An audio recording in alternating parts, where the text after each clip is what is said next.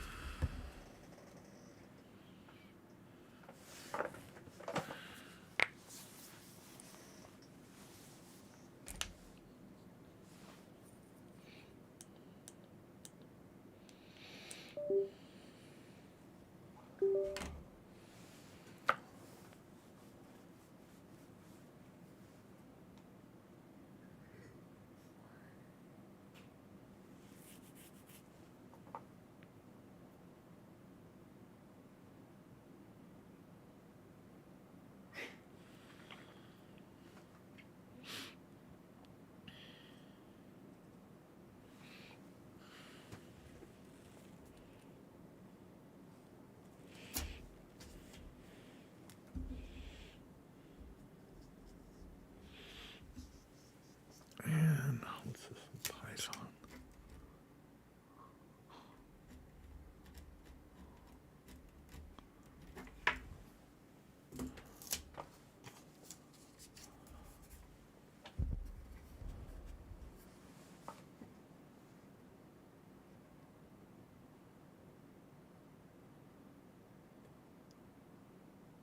Oh my God.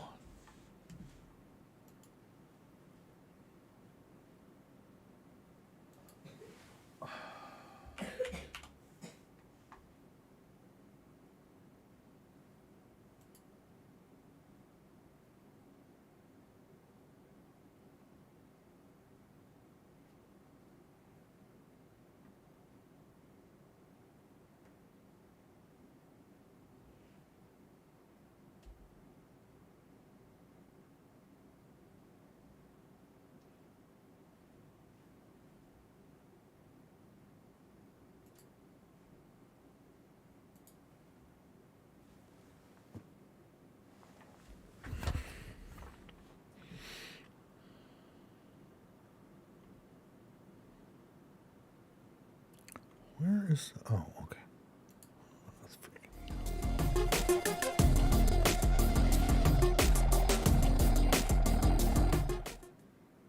Hey guys, CryptoDad here again. Thanks for joining me on the Saturday night live stream, live from Michigan, where you can throw out questions and I'll do my best to get them answered. We'll talk about Bitcoin. We'll talk about the news.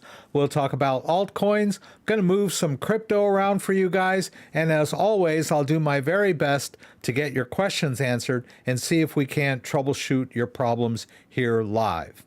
So once again, I'm here with the rig and everything else. It's been a pretty busy week. The market's doing great. So we're going to go through the news.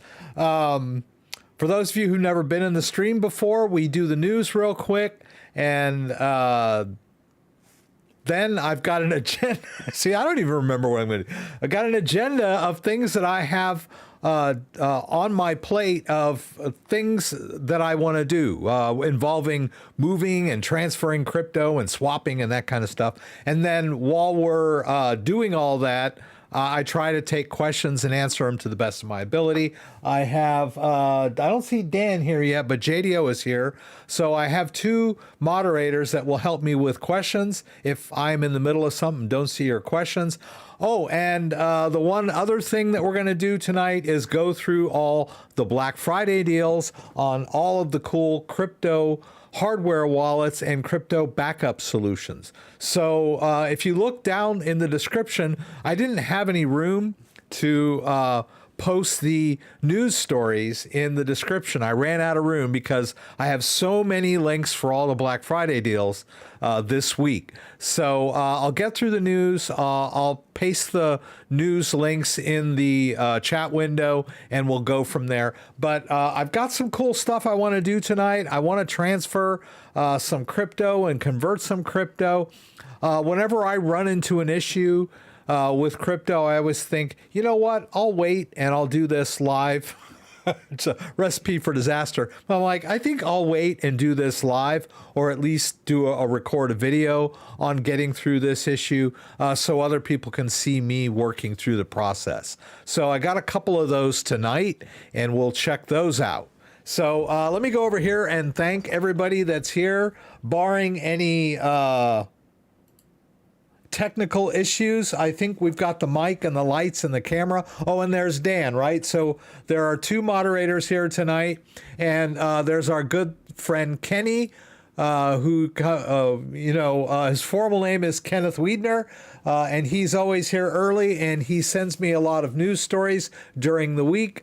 I think I've done a couple of live streams this week. Let me just point out that I did a standalone video on the one-key wallets and how you can use one-key wallets and manage them and in the interface, right? There's a phone, I think they have a phone-based app and a desktop-based app, and you can have both of your devices in there and switch between them. So I did a video on that.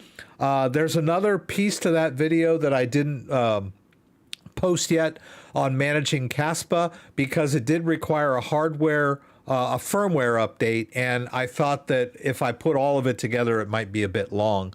So I just posted the first half. So I got more to come on the one key and managing Kaspa. That was my video that I posted this week. And then I also did some live content, quite a bit of live content.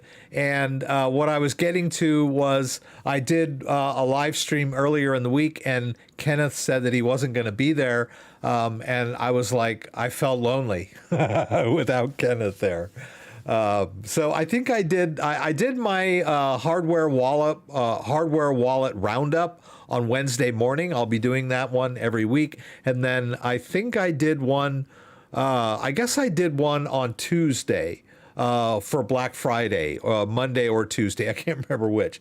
But been doing a lot of live this week because of it being Black Friday. And there's a lot of Black Friday deals that did not go live until yesterday. So we'll talk about those. But Kenny, it's always great to have you here. And JDO, yes, I did get your email, and I think we talked a little bit on, you weren't there, on the one of the weekly live streams.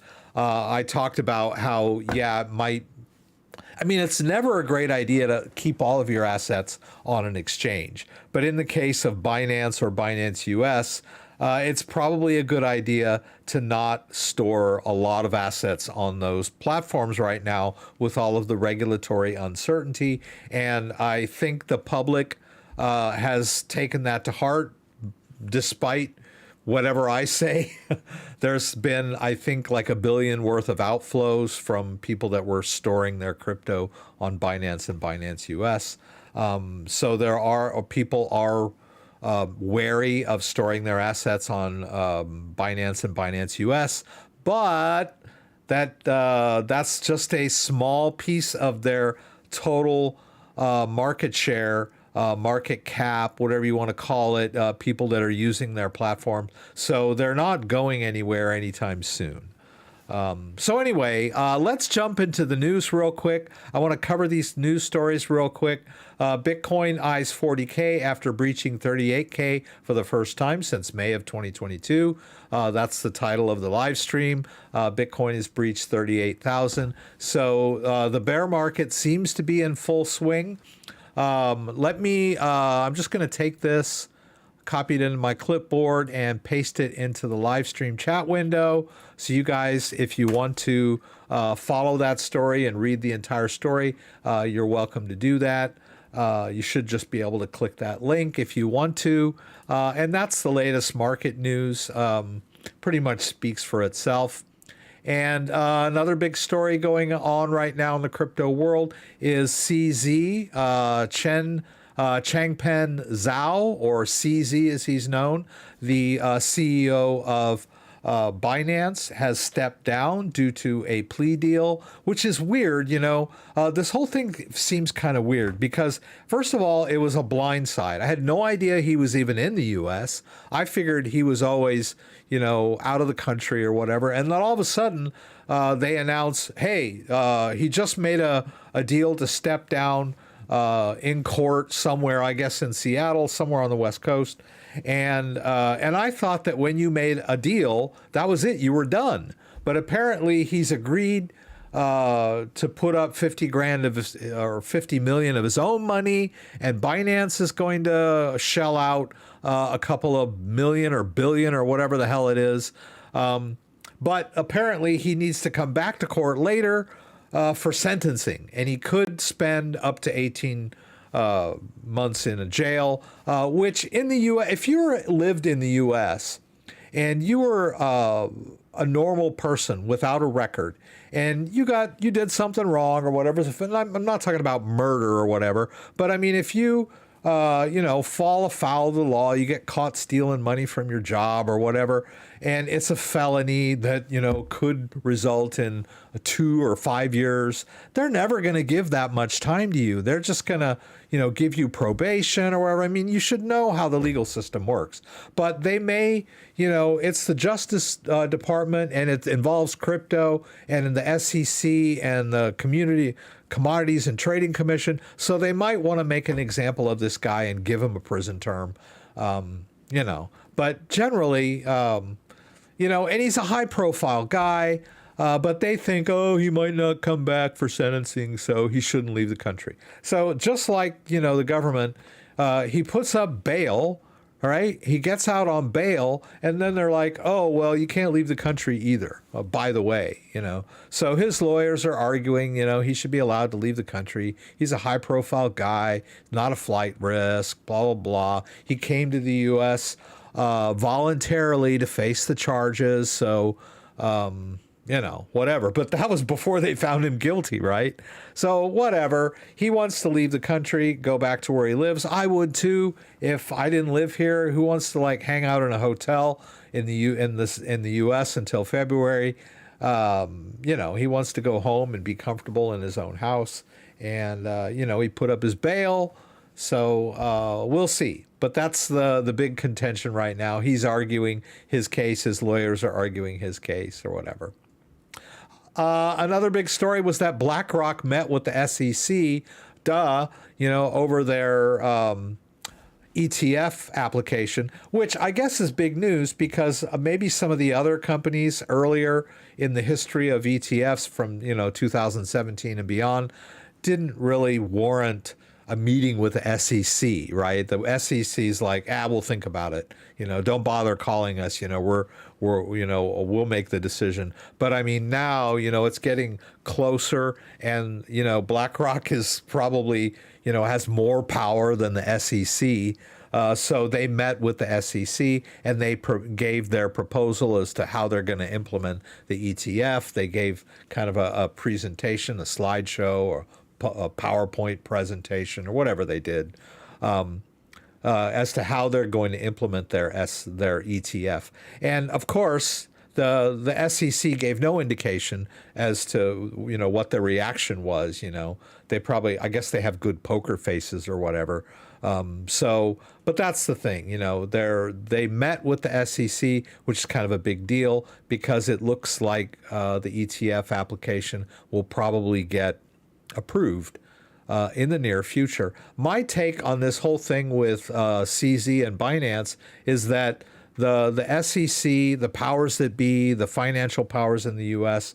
are laying the groundwork for approving this ETF, and they didn't want Binance out there as this huge entity that was going to profit and make all this money from the ETF being approved. They wanted to sort of put them in their place before this happened. That's my thing, But hey, I'm just some dude.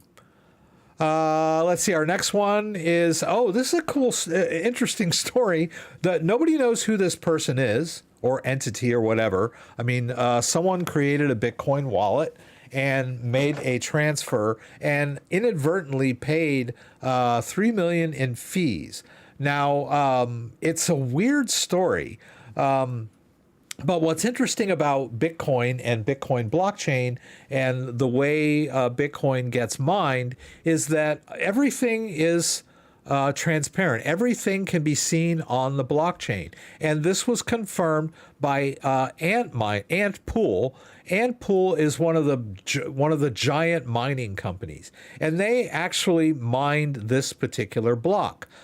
So they mine this block, and whenever the miner finds the nonce, it's mathematical. They find this nonce, they win the block, or they discover the block, or they get the reward, or whatever. They get the Bitcoin reward, and this is how Bitcoin gets created.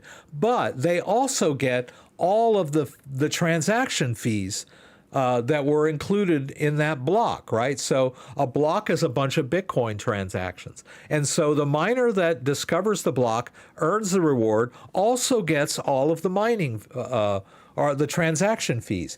And so they looked at this block and they saw like, hey, you know, there's somebody did a transaction where they accidentally paid $3 million in blockchain fees. I didn't see it in this one. Maybe, oh yeah, I guess they do have it as well. So if you click on this, it takes you to a different blockchain explorer. Yeah, which is a little hard to see. Let's see. I can't really find it in this one. This one's not very clear. I don't think that's it. But there was another article that had a different link to the same block, and it comes up on this blockchain explorer. There are lots of blockchain explorers out there because the blockchain is consists of different nodes all over the world, and they all sync up to the same blockchain, or the ledger of all the transactions. And this one, let me see if I can find it. I had it. I don't know what I had. I know I had. Here it is. Here it is. This one. So here is that one transaction where the transaction fee was $3,130,787 measured in US dollars. So that's huge. And it's compared to, I think the actual transfer, let's see here. I'm trying to figure out what exactly he was trying to move.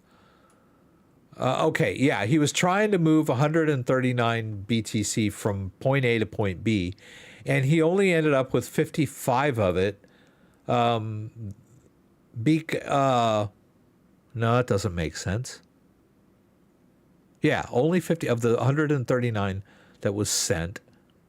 There it is. He paid 85 Bitcoin in fees.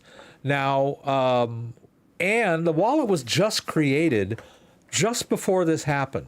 So you have to think he's probably somewhat inexperienced. The first thing that he did not do was a small test transaction. Now, you would think, oh, if you're moving like millions of dollars worth of a Bitcoin, you would do a small test transaction, but maybe not, right? In the past, when there have been large, giant transfers from point A to point B that made the news, usually they'll mention that whoever did this huge transfer did a small one first. Like they moved 0.5 Bitcoin from point A to point B, and it was successful, and then they made this huge historic transaction. Well, this particular one, the guy or girl created this wallet, and then within a few minutes later, he initiated this one transfer and screwed the whole thing up. So we have no idea what kind of wallet he was using, what kind of interface he was using, but most wallets have a default fee. So how they managed to make the fee so, because normally it wouldn't charge you this much. Somehow the user must have adjusted the fee erroneously to do this. This is not a normal Bitcoin fee.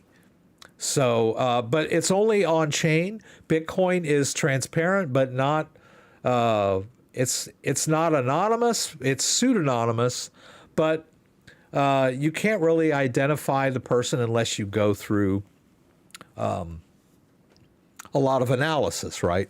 So we don't know who this was, where and when, and any of that, but we do know what happened on the blockchain. Now, interestingly enough, there was another record of a large transaction fee back in September of this year, was it? It was mined by another mining pool called FT Pool. And when they mined the block, they noticed this huge fee had been paid.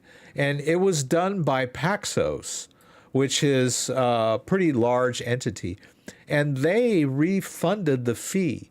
So it just goes to show that mining pools do have some discretion. But we don't know if Antpool is going to refund that fee or not. Of course, they could simply send it back to the address of that particular wallet without ever knowing or contacting the person. But we'll see how this plays out. But it just goes to show you have to be very careful. Always send small test transactions. And don't worry, this is not going to happen to you, because generally when you send Bitcoin, there is a default fee built in.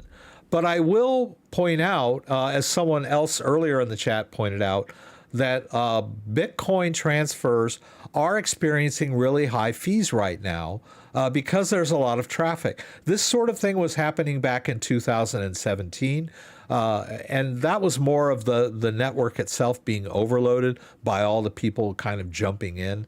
Right now, it has to do with, yes, there's a lot of excitement around Bitcoin. But now we have ordinals, which are also clogging up the Bitcoin blockchain. But yes, I myself have also noticed there have been pretty high Bitcoin fees lately.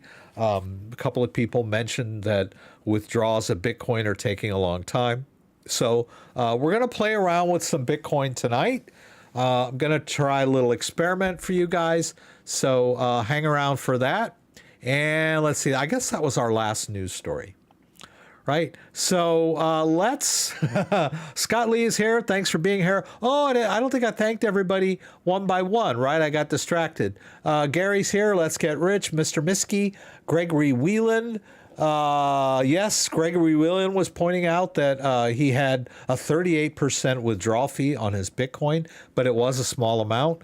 When you're withdrawing fairly small amounts, you will percentage-wise pay higher fees. I've noticed that. Let's see, Kenny, thank you for being here. Cardasaur, Daniel Barry, Andreas, here early. Amsterdam, Holland. Yes, I forgot to mention that I did, usually when I go live, I mute the mic when I put up the waiting screen. But this week I realized that I had not muted the mic. I hope you didn't hear me cursing about anything, but I was kind of getting things ready. Yeah. Yes, I did get your email, JDO. Thank you for sending that. Wanting to give a caution about keeping your assets on Binance with all the regulatory uncertainty. My mic is on. We can hear you mumbling. So I guess I was mumbling. Okay. Christopher Thane from Australia, welcome. Withdraw from Coinbase takes forever. Yes, I did a Bitcoin withdrawal earlier. I was trying to set up a video and withdrew some Bitcoin, and it did take forever. And it was in the processing of the Coinbase's processing, not blockchain, because I could see that it was still on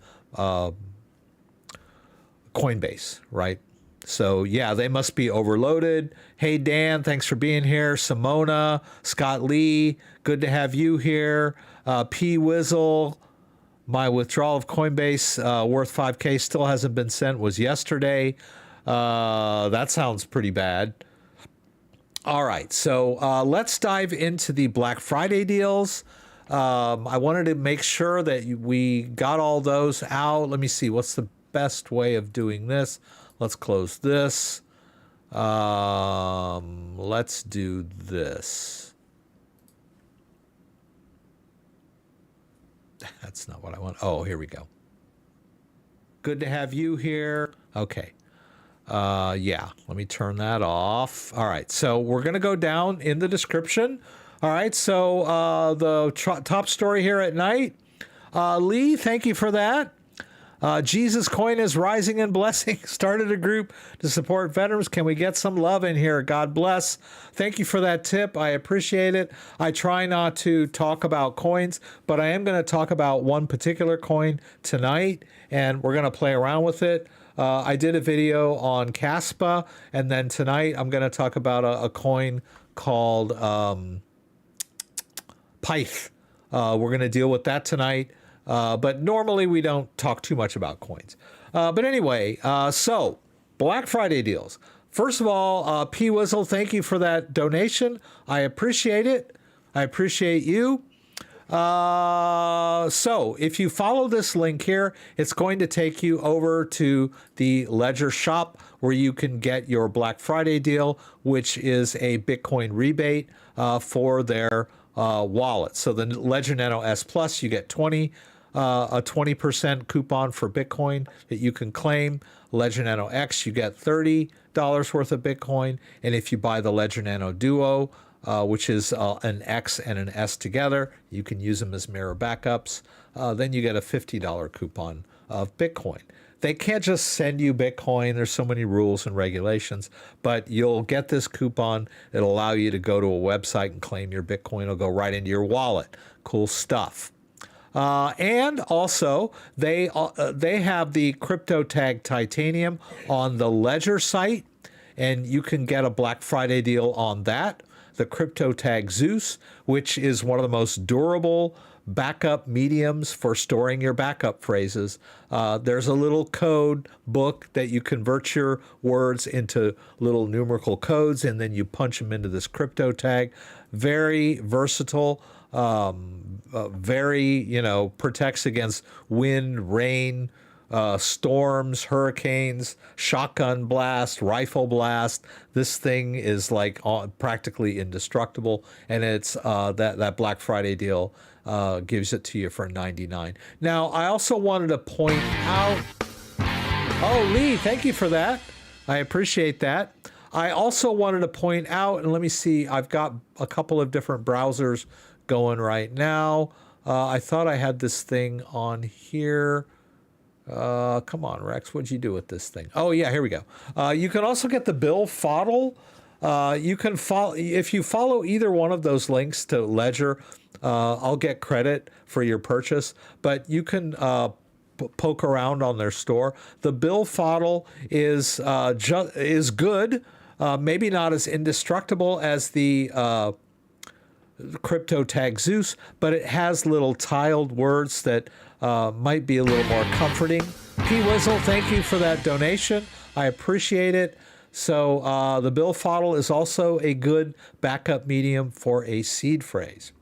So those are the deals from Ledger. Now, I've got a whole bunch of links down here for the Trezor Black Friday deals. I think they're going through Tuesday. You can click on any of these links, and it'll take you over to the Trezor site where they've got 40% off pretty much on all this stuff. This is the Essential Tea Kit. You've got a one kit, Essential One kit with all these cool accessories.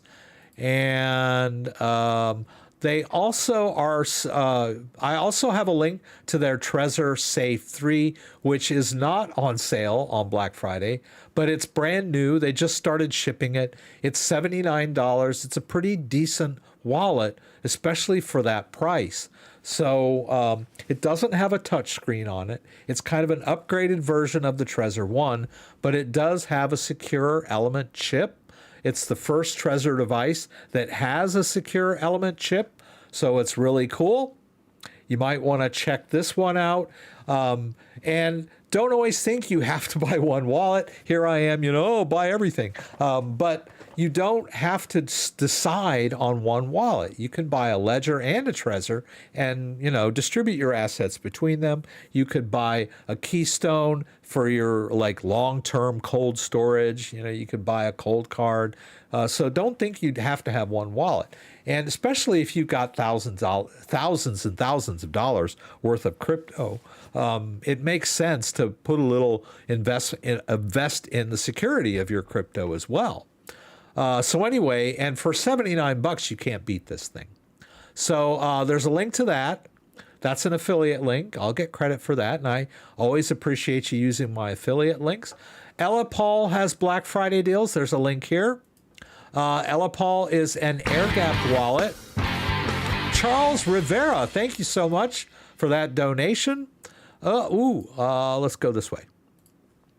Oh, I think that's their landing page. And it's good that we're here because their landing page talks about the difference between a hot wallet and a cold wallet. And I think this is very important. I know it's hard to wrap your head around what cryptocurrencies are, but then you also have to sort of wrap your head around what the heck is a wallet and how does it work. Our only experience with wallets in real life are that piece of leather we stick in our back pocket.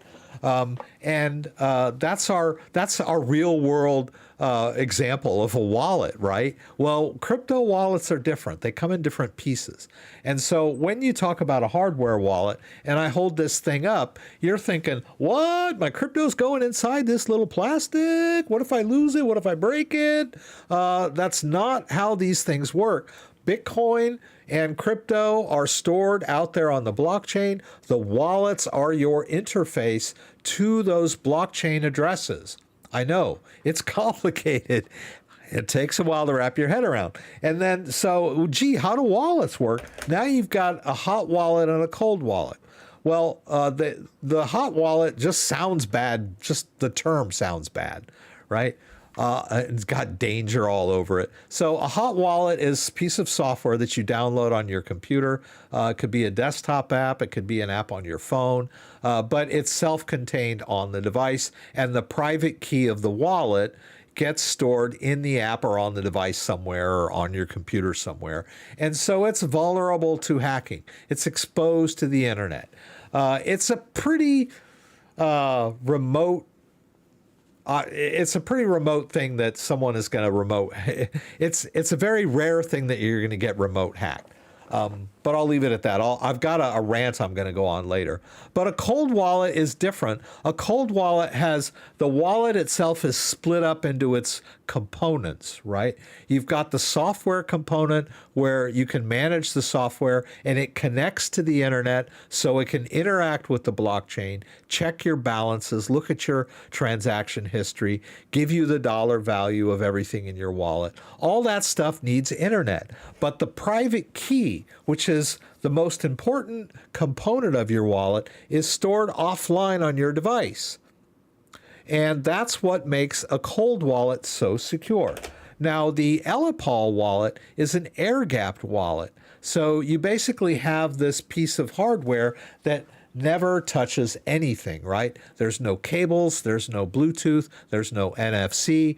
It simply uses QR codes to approve transactions. So Ellipal is an air-gapped wallet, and there's a link to Ellipal right there. We also have OneKey. OneKey is a pretty cool wallet. They have a bunch of different types of wallets. They've got the classic, which is only $89, which is akin to the Trezor 1 or the Trezor Safe 3 or that's its cousin, or maybe the Ledger Nano S Plus.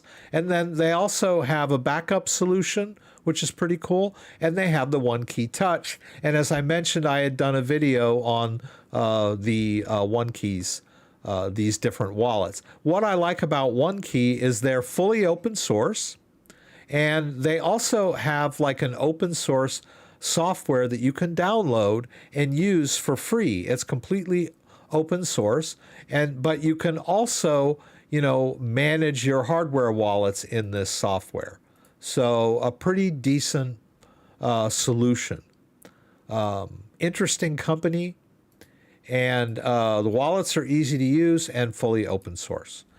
And then we got Tangem, my current favorite fun wallet. Don't want you to think that none of these other wallets are any good, but I do kind of like Tangem. But you have to remember, every wallet has its pros and cons, pricing considerations, security considerations, and usability considerations.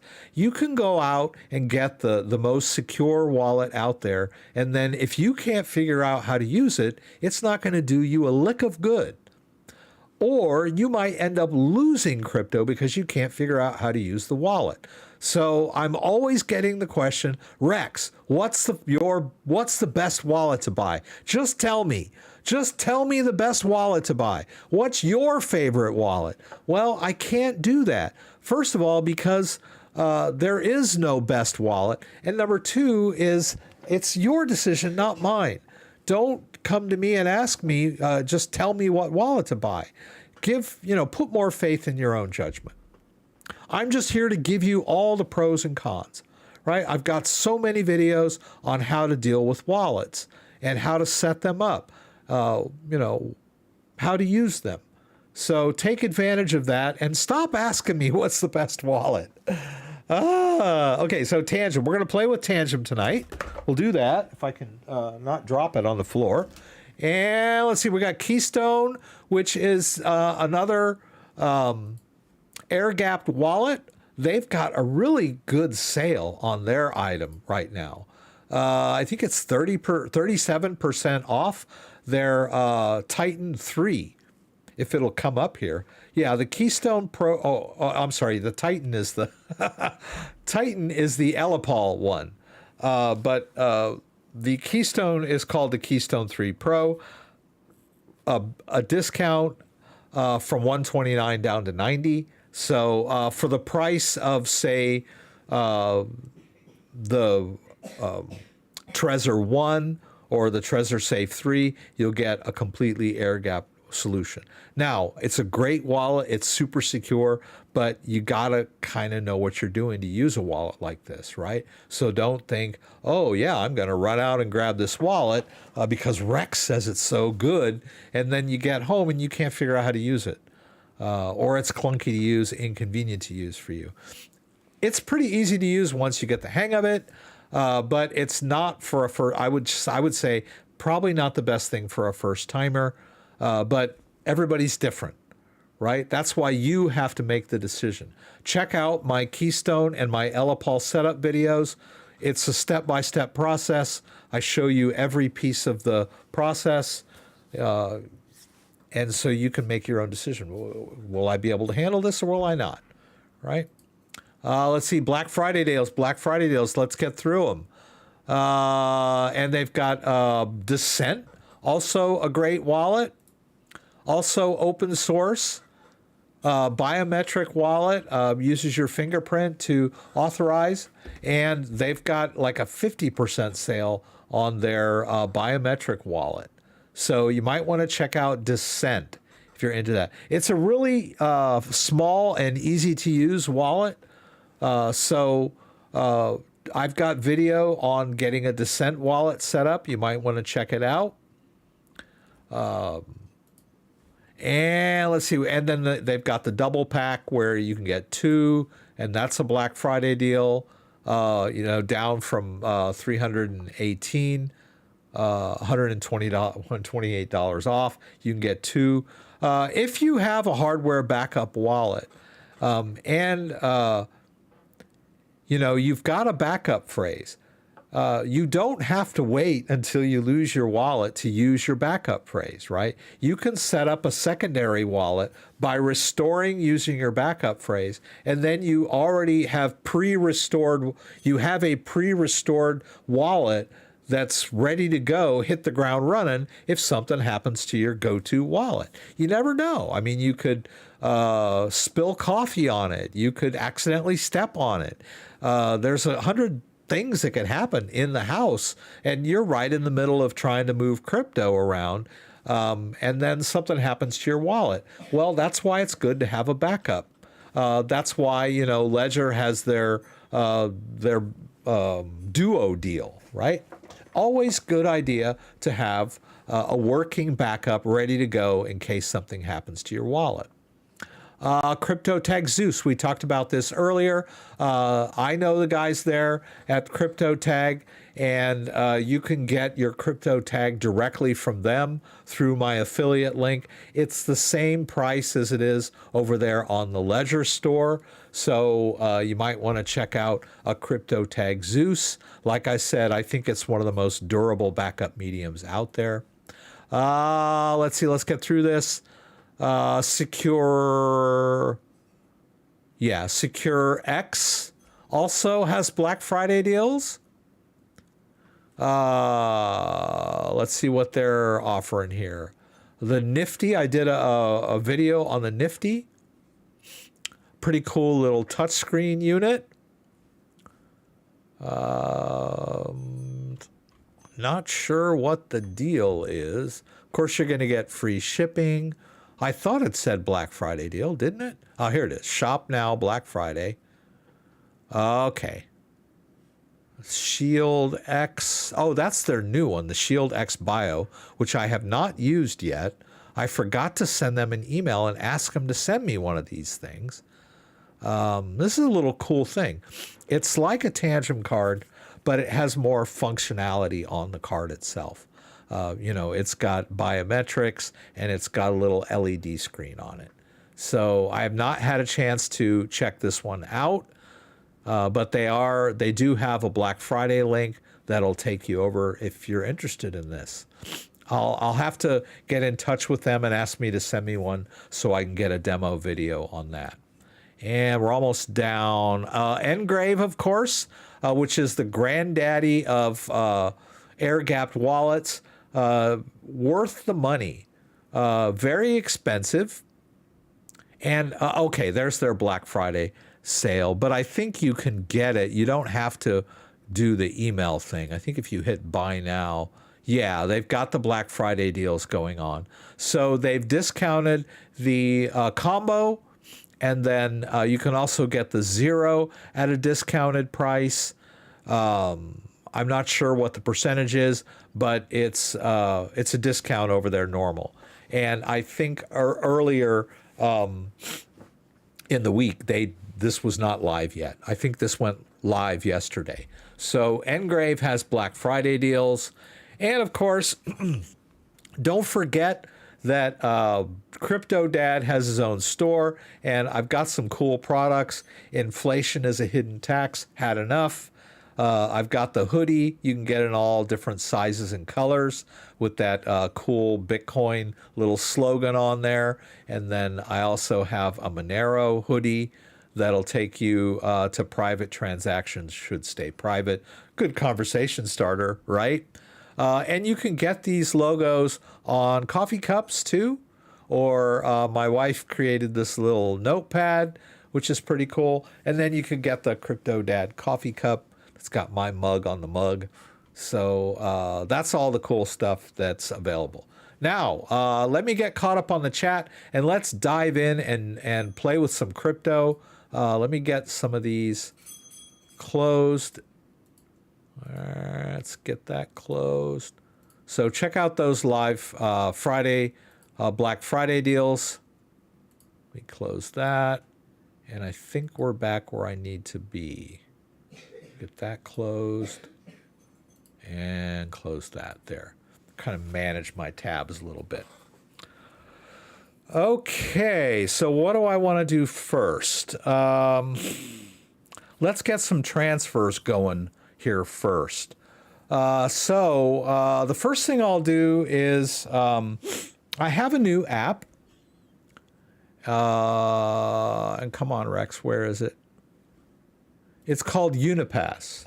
Unipass is kind of a stablecoin app that you can use to manage stablecoins. People can pay you using Unipass. I don't know if someone could send money directly to your Unipass or if it only works with stablecoins. You can use gas-free transfers. I downloaded this kind of under duress because a company wanted to pay me in stablecoin and they wanted me to use this. I guess on their end, it helps them with their accounting and bookkeeping, right? To keep everything easy to track and calculate. So I'm going to start with the Unipass, and we're going to move some crypto from point A to point B. And I'm going to move it into my Ledger Live. And let's see. Yeah, I'll do this one first. I'll just go ahead and do this first. I'm going to move it into this wallet. All right, so let's pull this guy up here. Now, interesting thing, you can kind of choose how you want to do this.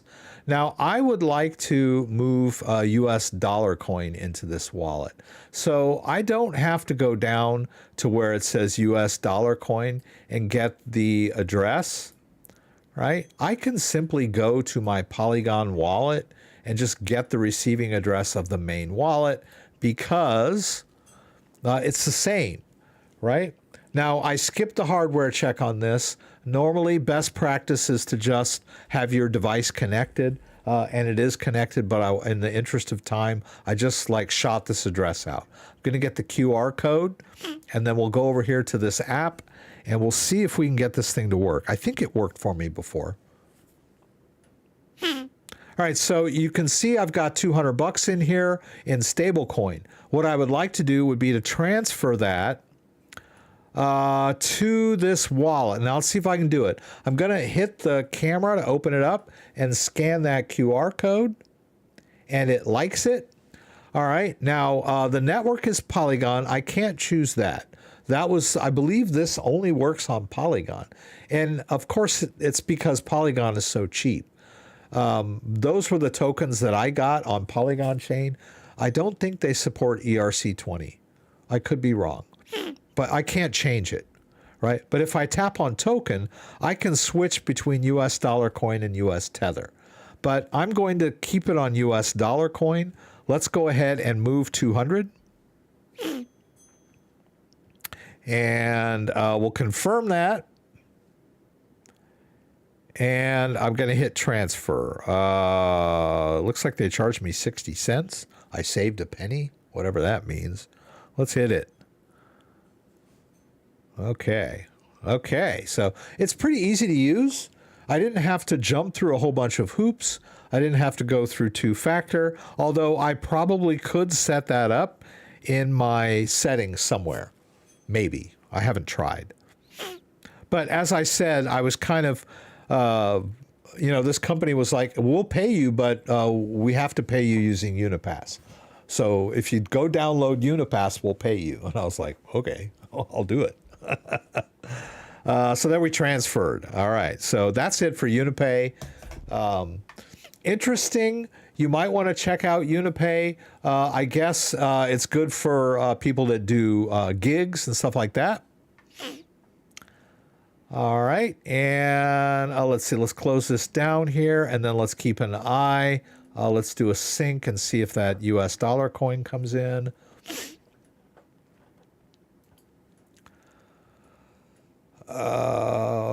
Yeah. Okay, yeah, so there it came in. That's pretty cool. Now, I wanted to buy some Bitcoin. And let's see if we can buy it without providing any ID. Is that possible?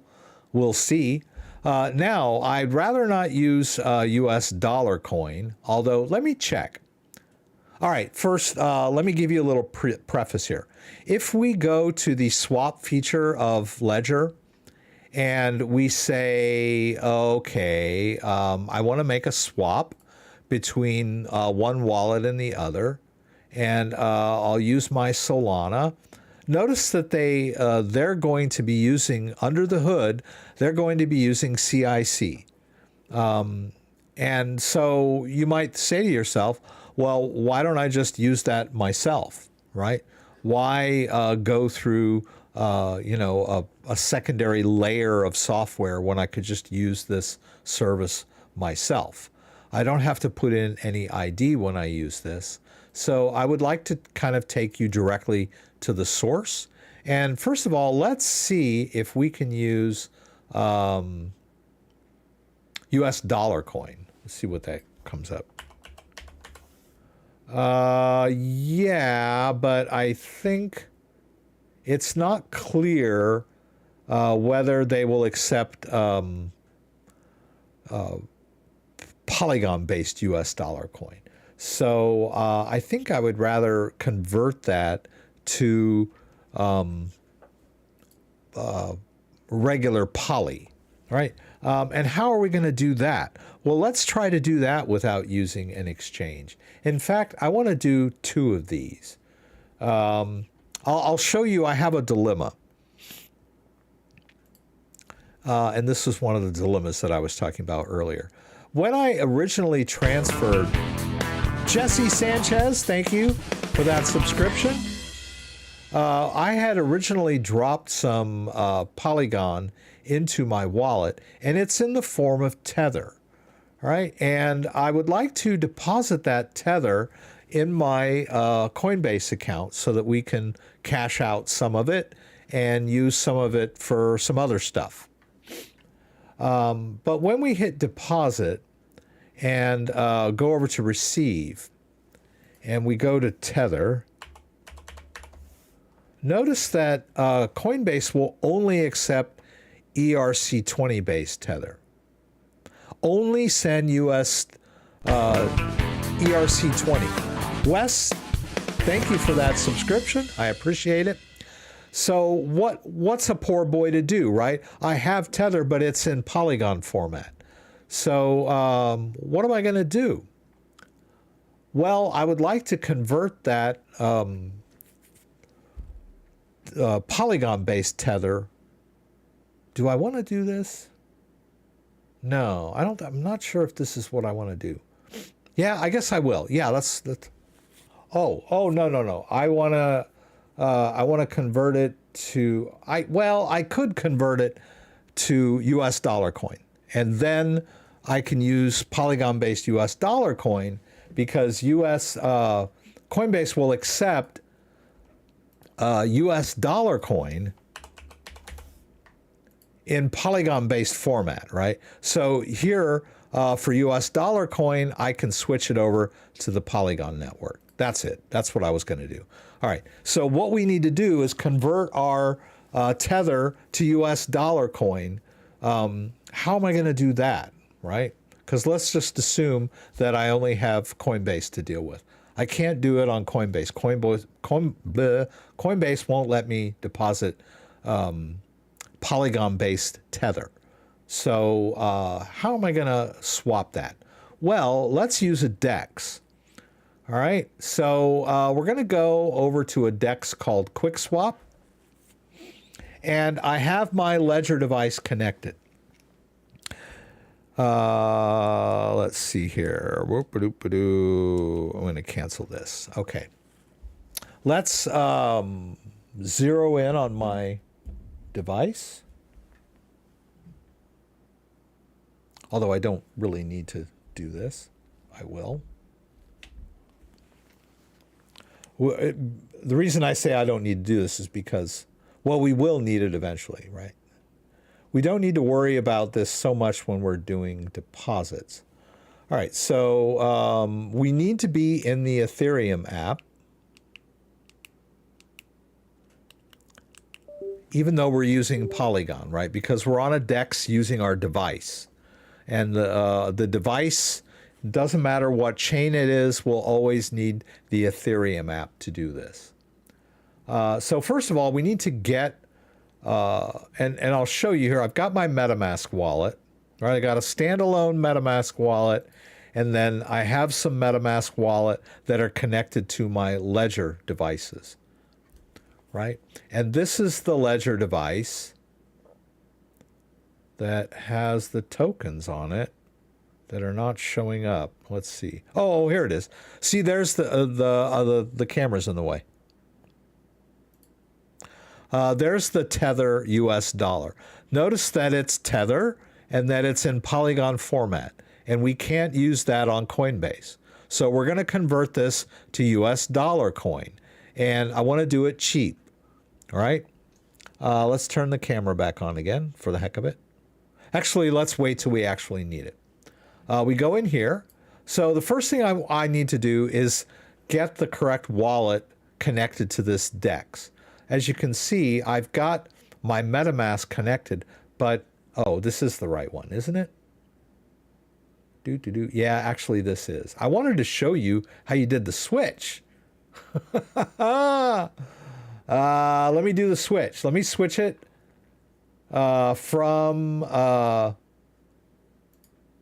yeah.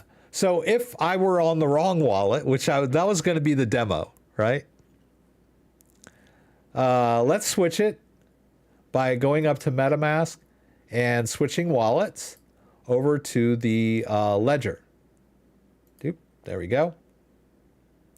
And this is the wallet that has the Tether in it, right? So I'm using my device with MetaMask, right? Instead of using Ledger Live, let's just quit Ledger Live for now. We're using the exact same wallet within MetaMask, right? So we've got the device connected to MetaMask.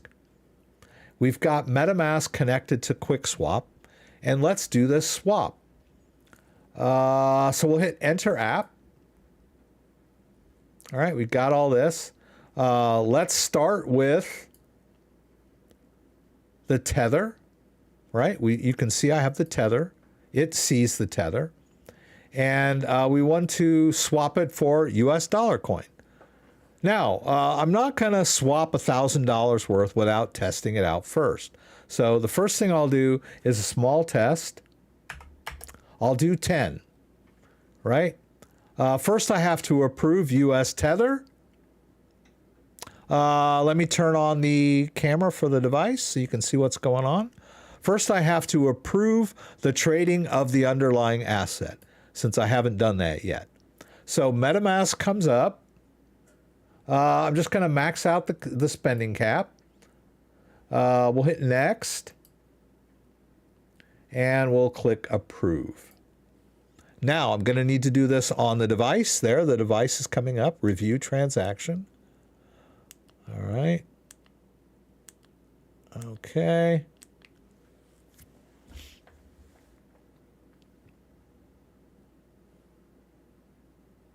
I'm approving the use of my Tether so that I can swap it for something else.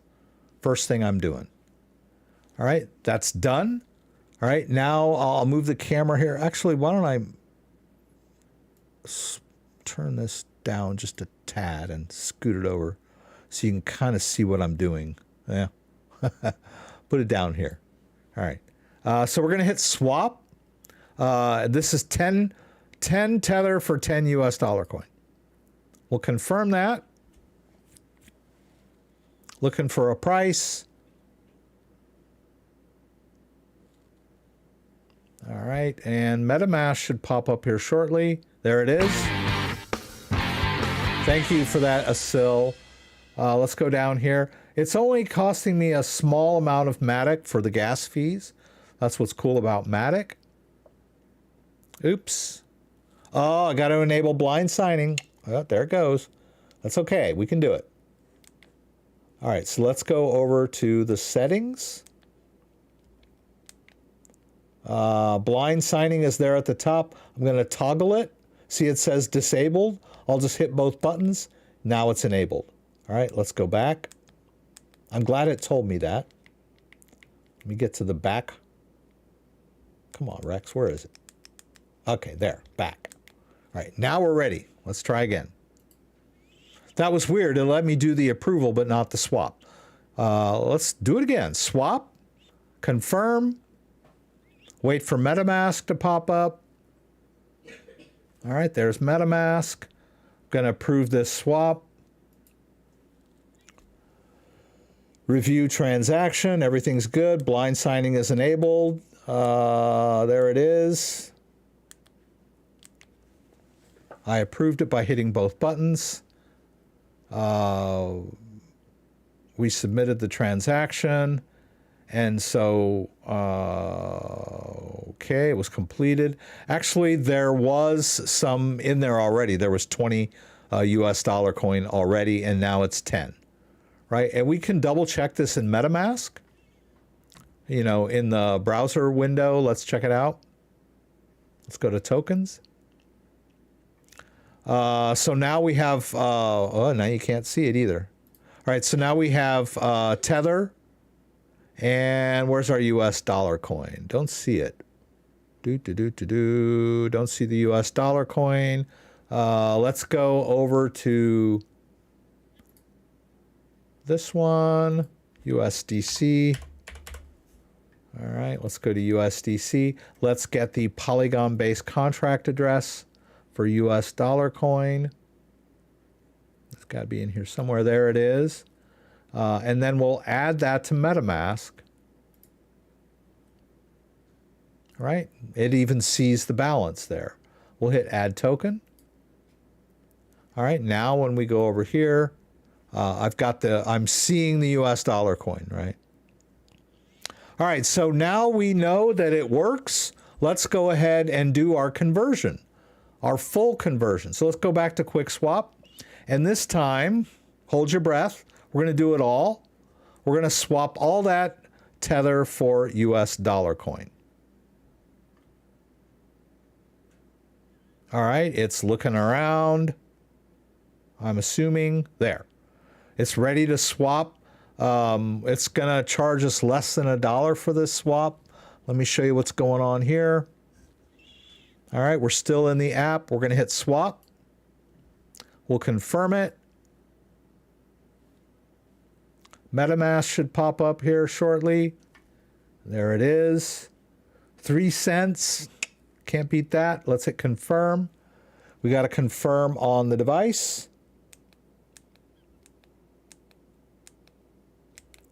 All right, accept and send.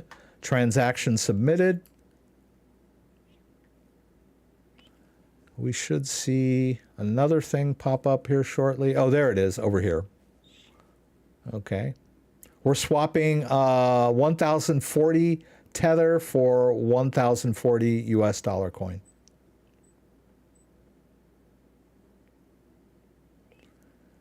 And I don't know if we need to do a refresh or just wait.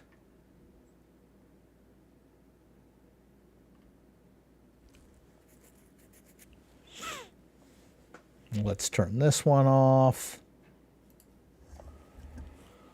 Oof. Well, that was nerve-wracking, wasn't it? All right. Let's refresh it and see what happens. No, it looks like it hasn't gone through yet. Okay.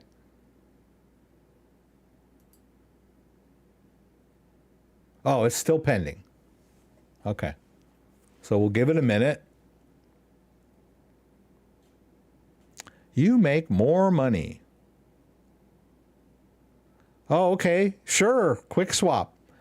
It's a good one. Ooh, the moon is full tonight. I can see it up there.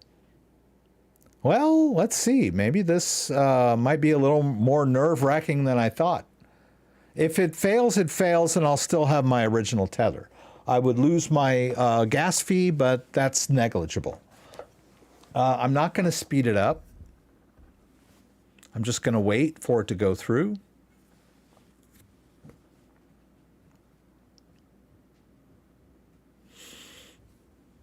A new day has started. Let's pump.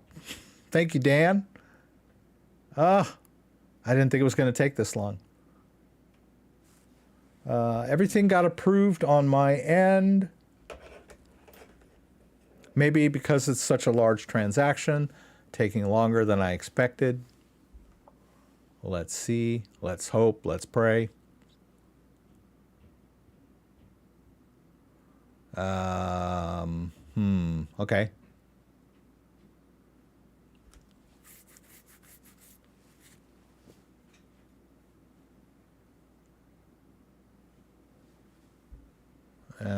I'm going to resist the urge to hit speed up.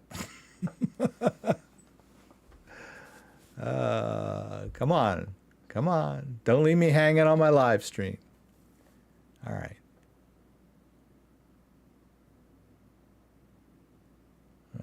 Okay. Well, I guess it's not gonna behave for me. There's some other stuff we can do while we're waiting for this, so let's not just sit here like a deer in the headlights. Let's go ahead and I'm going to log into Uphold and make a withdrawal.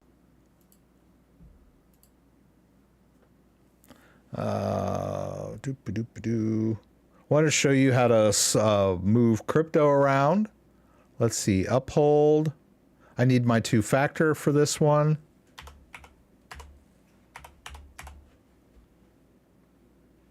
All right, it let me in. And so I have some CAS token in my Uphold, and I want to put it in my Tangem wallet. So we'll go over here to Tangem. And Tangem is cool. You can manage multiple card sets in the app. So this is the old card set. You can see from the design of the card. And then I also have a new card set, which is the black one. So you can see I can go over there and do that. So what I want to do is generate a Kaspa address. So I'm going to tap on that, and I'm going to tap Receive. And in order to get access to this on Uphold, I'm going to share the address with myself. I'll send it to CryptoDad. All right. Come on, go away. Okay.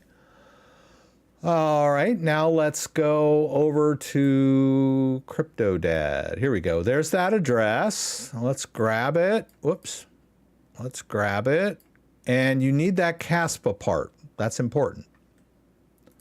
So what I want to do, my source will be CAS.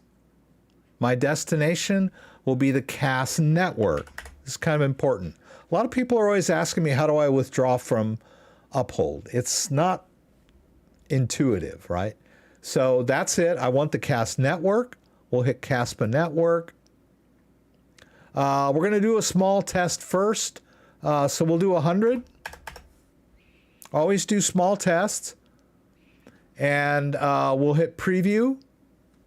And now we'll paste in that address. Notice the format there has the word Kaspa in the front, right? There's the address. Let's hit confirm. I can look over at my wallet. You can see, and just like we can double check that address. Is that the same address? Yes, looks good to me. Let's confirm that. I need my two-factor. And let's go over to Google Authenticator. And I need my Uphold code. We'll hit continue.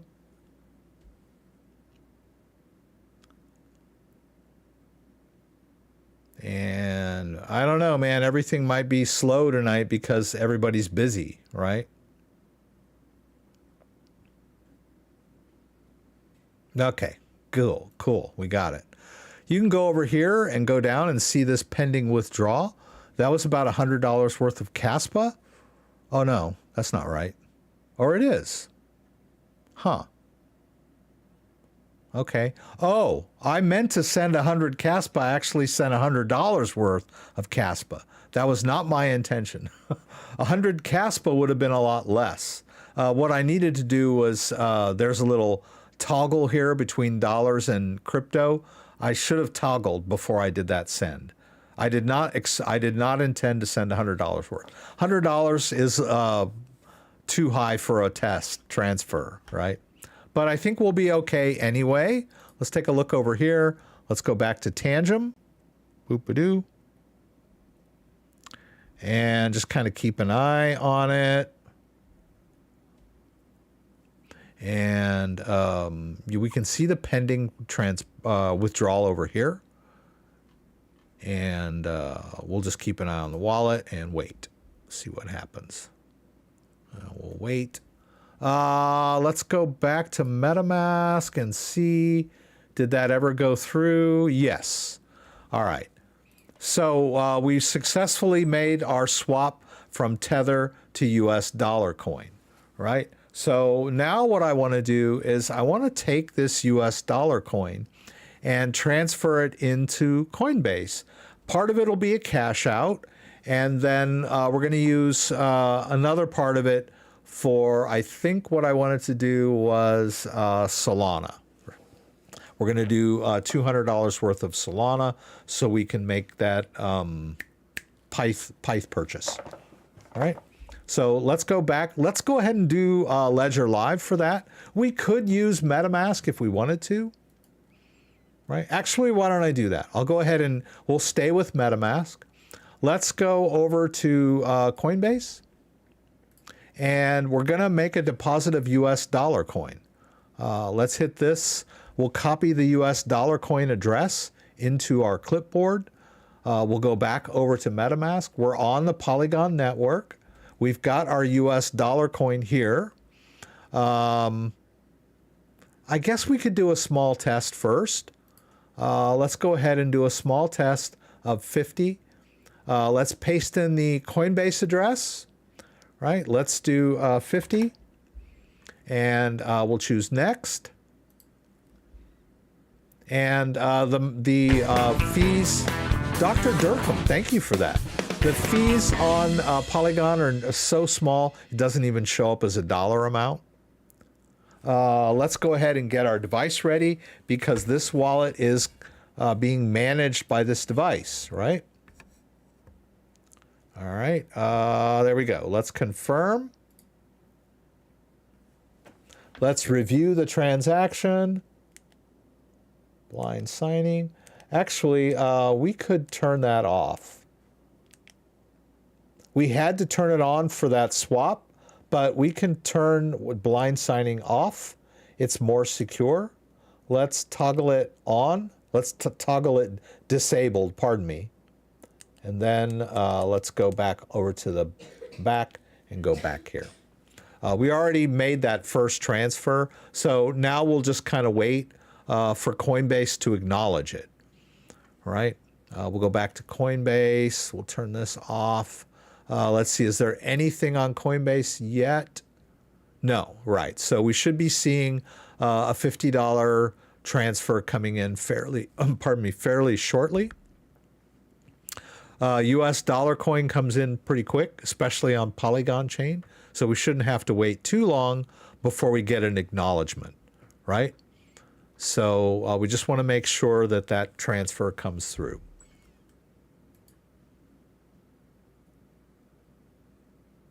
Actually, we'll probably need to wait for a few minutes. I'm probably going to get an email. Oh, let's go back over here. Let's see if our Kaspa has come in yet. Not yet. Right? We should get another $100 worth of Kaspa in from Uphold. Boop-a-doop-a-doo. Whoops. Where is Uphold? Here. Right. It's still showing as pending processing out. So that's fine. Let's go over here. Nah. Well, we might have a long night. Nah. Okay. Let me take, I'm just going to, let me go on my little rant while we're waiting on this stuff, right? So we were talking about cold wallets, hard wallets. I wanted to bring this one up. Oh, where was that?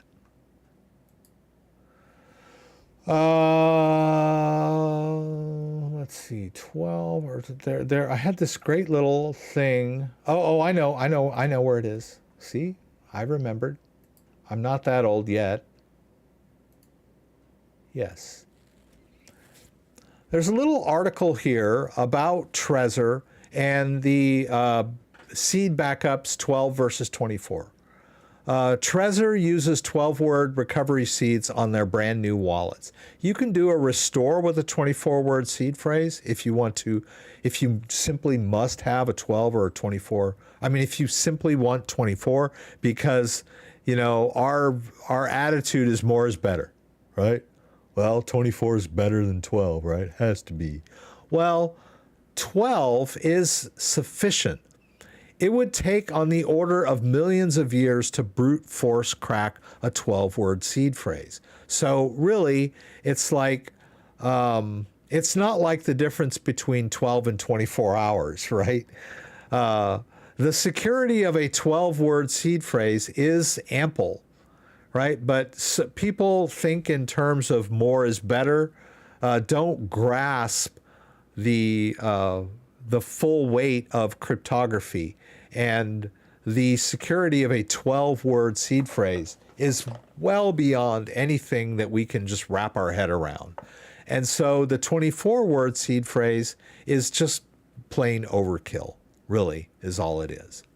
But I did, that was one thing that I wanted to point out. Casey Dorset, thank you for subscribing. Appreciate that. I'm going to pull this. Is it going to come in? No, I guess it's not. I guess we're going to have a long wait. So let me go on my little rant here. My rant is about crypto security and wallets. I get a lot of questions that people are doubting. I get like a lot of comments that say stuff like, how do we know that Trezor isn't stealing our seed phrase? How do we know that Ledger isn't recording our seed phrase and someday they're all going to steal our crypto? It's so funny that, you know, a lot of the, now it is true that the way that a Ledger works, they have a closed system, and they have had a closed system for many years, which means that it's secret. That's their strategy. We'll make it secret so nobody can figure out how it works. That way, no one can like steal it. That's how credit card NFC works, right? It's a secret. Nobody knows how it works. If it were open source, it would be open to someone figuring it out. There's pros and cons to both. But Ledger has always operated on the principle of secrecy. Well, ever since they announced their recover feature, now nobody trusts them. So now they're doubting Ledger as a company, which they have good reason to, but they're also doubting the technology that they've been trusting all this time anyway. They just never realized that they were trusting it because it's a secret. They don't know how it works. But now everyone's doubting the wallets. They think that Ledger has introduced a backdoor. They're stealing our seed phrases. Nobody trusts Ledger, and nobody trusts crypto in many ways. Well, what I wanted to rant about was that people, these are people that generally trust their doctor. They trust their schools. They trust, what are all these things they trust? Well, they trust their bank. They trust the government. You know, they trust their mayor, their governor, they trust the media. They believe all the news stories that they read. Now, these are all the things that we should be critical of, right? These are the things we should be skeptical about. But, you know, a normal person that trusts in all of these things, we've been raised as kids to trust our institutions. So, trust is a good thing or whatever. But it seems like all these people that blindly trust all of these institutions and all this other stuff suddenly become cryptic or suddenly become skeptics when it comes to crypto. I try to tell people this is how the wallets work. Now, crypto is mathematical, right? There's really nothing to trust. And the axiom is don't trust, verify. And I get that. That's good with crypto. But when it comes to crypto wallets, crypto wallets are in the real world. They have to implement, they have to choose a way to implement. And some wallets use open source, which is great, like Trezor, and then other wallets use the secrecy strategy, which is what Ledger has been using all this year. And even if their software and firmware are open source, most wallets use secure element chips, which are by design secret. So the proof is in the pudding. The proof is in, they've been tested by third parties. They do what they're supposed to do. And it used to be, okay, we can take this wallet, we can generate 1,000 seed phrases, and they're all random. That must mean that they're generating random seed phrases. And you can look at, we've got this wallet that's been around for 8 or 9 years now, and no one has had their crypto suddenly disappear because all of the people at Ledger are evil geniuses that are just waiting to suck our seed phrases out. But it just amazes me how skeptical people get of crypto wallets when they blindly trust every other institution that they're in. Anyway, yeah. But I mean, it just really wouldn't make sense for a crypto wallet company to be in the business of stealing people's crypto.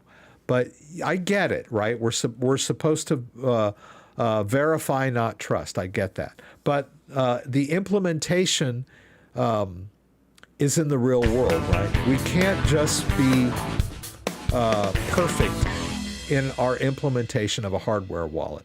Now, if you're fully open source like the Electrum Bitcoin wallet, which is a desktop-based wallet, that's all well and good, but that's not a hardware wallet. That's a software wallet or a hot wallet. So it suffers from that vulnerability.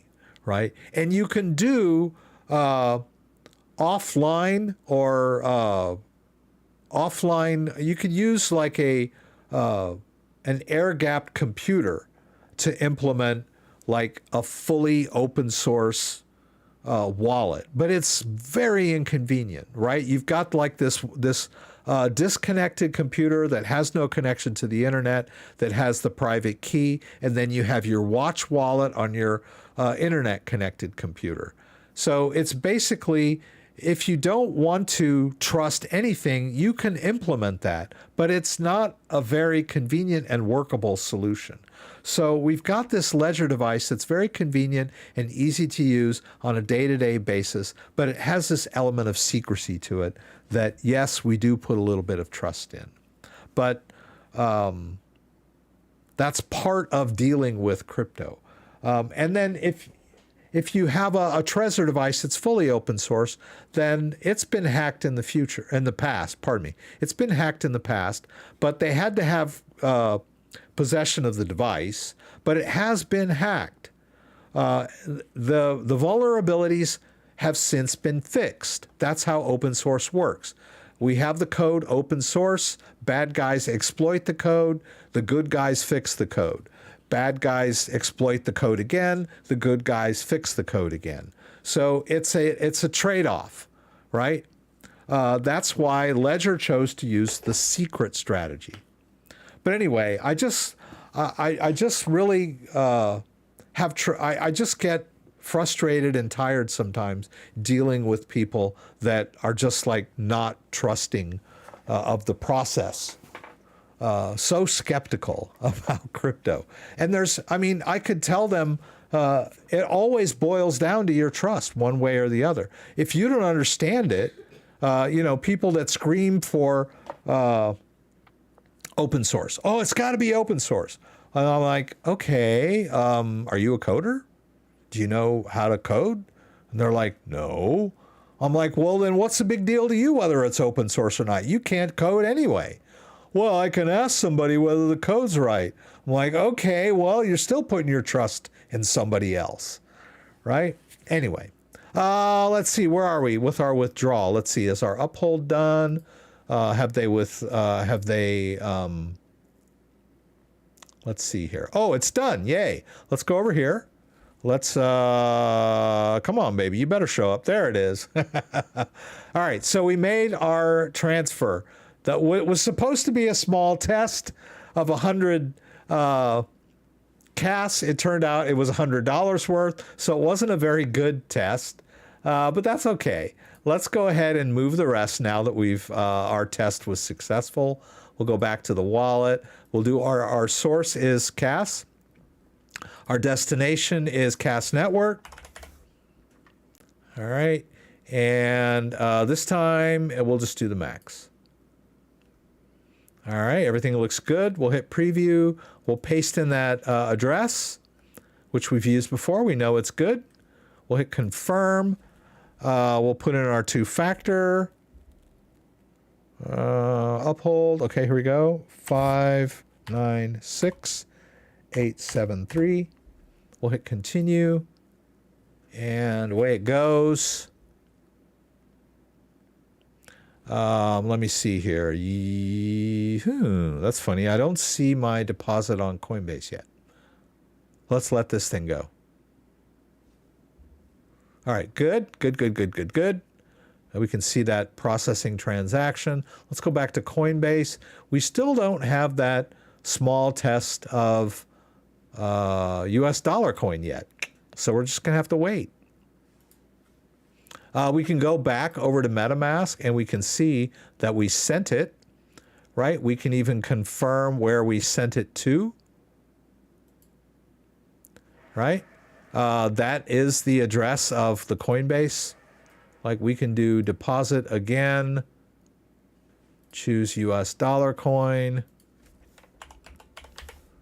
All right, and switch it to Polygon. It's the same address actually, but there it is, right? 4AC, right? That's it. Pardon me. AC8C. AC8C. So we sent it to the right address. We're just waiting. It's been confirmed on the blockchain, right? So we can view this on the blockchain. We can see that we've successfully made this transfer to Coinbase.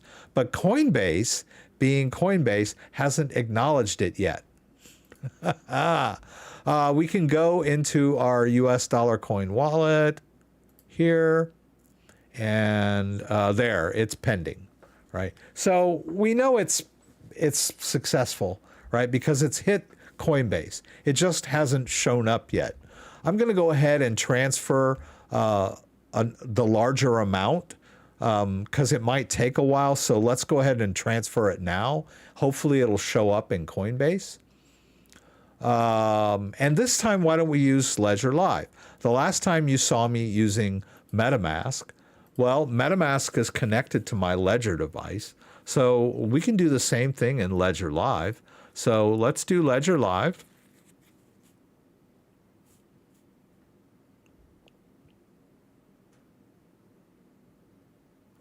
Let's go into that Polygon account here.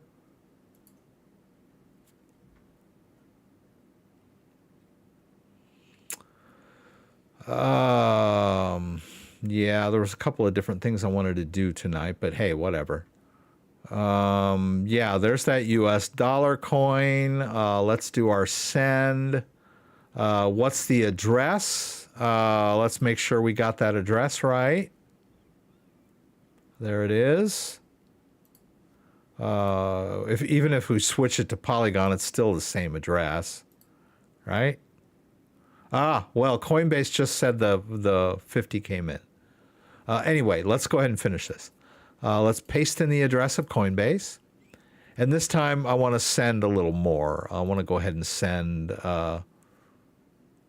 we'll send, well, let's send 700. All right. Let's hit continue. Let's get the device ready because we need to authorize outgoing transactions. Right. In this case, we can use the Polygon app because in Ledger Live, in order to authorize Polygon transactions, we need to use the Polygon app. There it is. We'll open it up.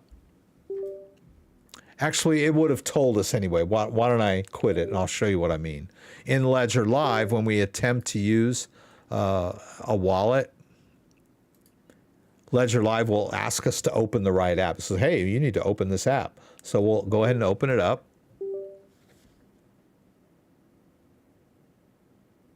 And we'll review. Okay, let's go over. Remember, we disabled blind signing. Well, actually, that was in the Ethereum app.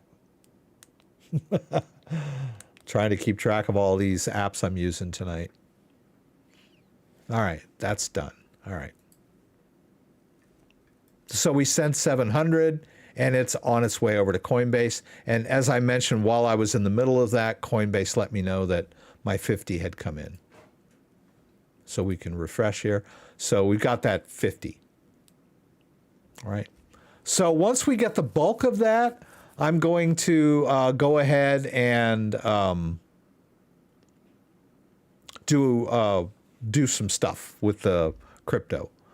We're going to cash out 500, and then we'll use 200 to buy some Solana, I believe. Okay. Now, I talked about this guy. If we'll get back to this guy, actually what I'd like to do is swap Polygon for the US dollar coin. I want Polygon, right? We'll use this other wallet. Yeah, we'll go back to QuickSwap. We're going to do this. We're going to switch to a different wallet. If you look in this wallet over here, the Ethereum, not Ethereum main, Polygon main. Polygon main is where we sent that 200. First thing I did, right? That 200 US dollar coin is in this other wallet. I'm just messing around. I could have been doing this all in the same wallet, but how would we deal with that? So over here, I need to switch wallets. I'll go up here, and instead of Ledger 1, I'll use Ledger 2.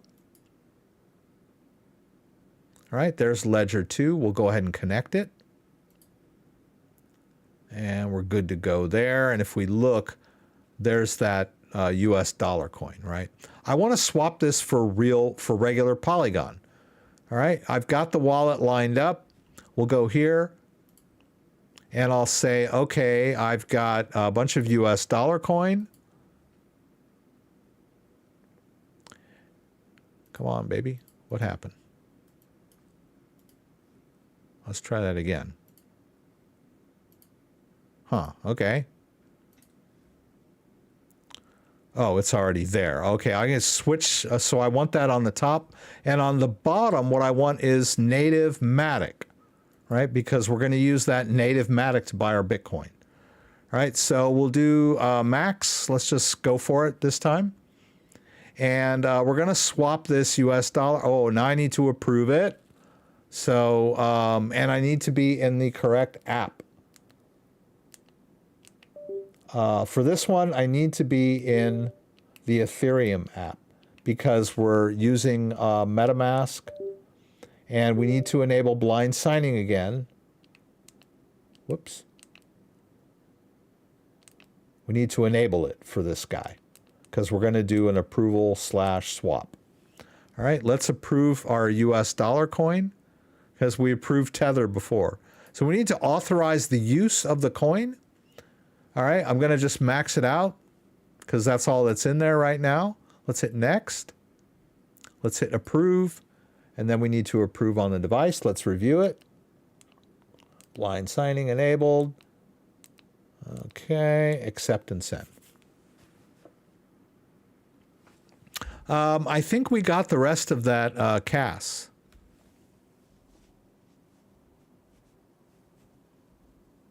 Mm-hmm.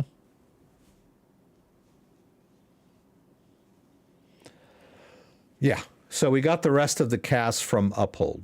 So we successfully withdrew the Kaspa from Uphold. The reason I'm bringing up Kaspa is because Tangem is one of the few wallets that supports Kaspa. Ledger and Trezor don't support Kaspa yet. Kaspa isn't listed on Binance yet. So it's kind of an up-and-coming coin. It's funny, people were asking me about Kaspa in the live stream like last month, and we were like, stop shilling coins. But anyway, so I wanted to do a demo on Kaspa, and we're going to do this other coin here once we get our ducks in a row over on Coinbase. Now we can swap our US dollar coin for MATIC here. We'll hit swap. It's going to give us some MATIC. Seeking best price. Let's max that out. It's only 200. Let's hit next. All right, let's approve this swap. Or what did I do? I hope I didn't like approve it twice. Let's see. Let's review transaction. It looks like maybe we approved it. We're going to approve this twice. We'll see.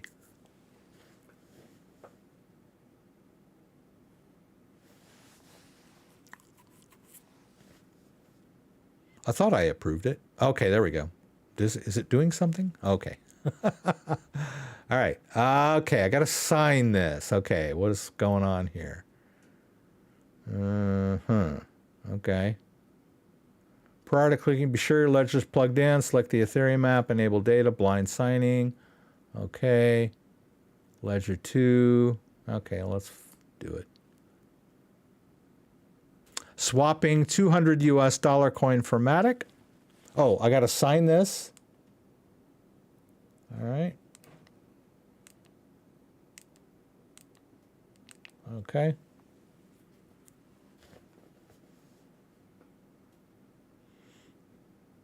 Okay, looks like I need to confirm this. Okay, there's our swap, there's our fee. Let's hit confirm. Now we need to review on the device. Again, there's our fees. All right, transaction submitted. There you can see it up there. I guess MATIC is less than $1. Seems, I guess it is. All right, it says completed, and we've got our MATIC, right? So now we can go over here and look at our tokens, and now you can see we've got MATIC instead of these US dollar coins. Now that I have my native MATIC, I want to buy some Bitcoin without presenting an ID. That'll be fun. Let's check Coinbase while we're at it. Let's just see if the rest of that MATIC came in. Not yet. All right, so we'll wait. All right, so here we are. This is the Criptointercambio. Now, I can log into this site. I don't need an account or anything like that. All right, I'm going to turn this off for a sec. All right, I can swap any, well, they don't support every single crypto in the world, but what we want to do is we want to take our Polygon, our MATIC,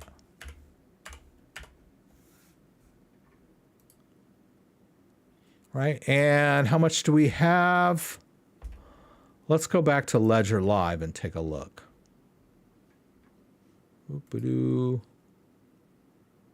There it is. All right. So we've got about $200 worth of MATIC.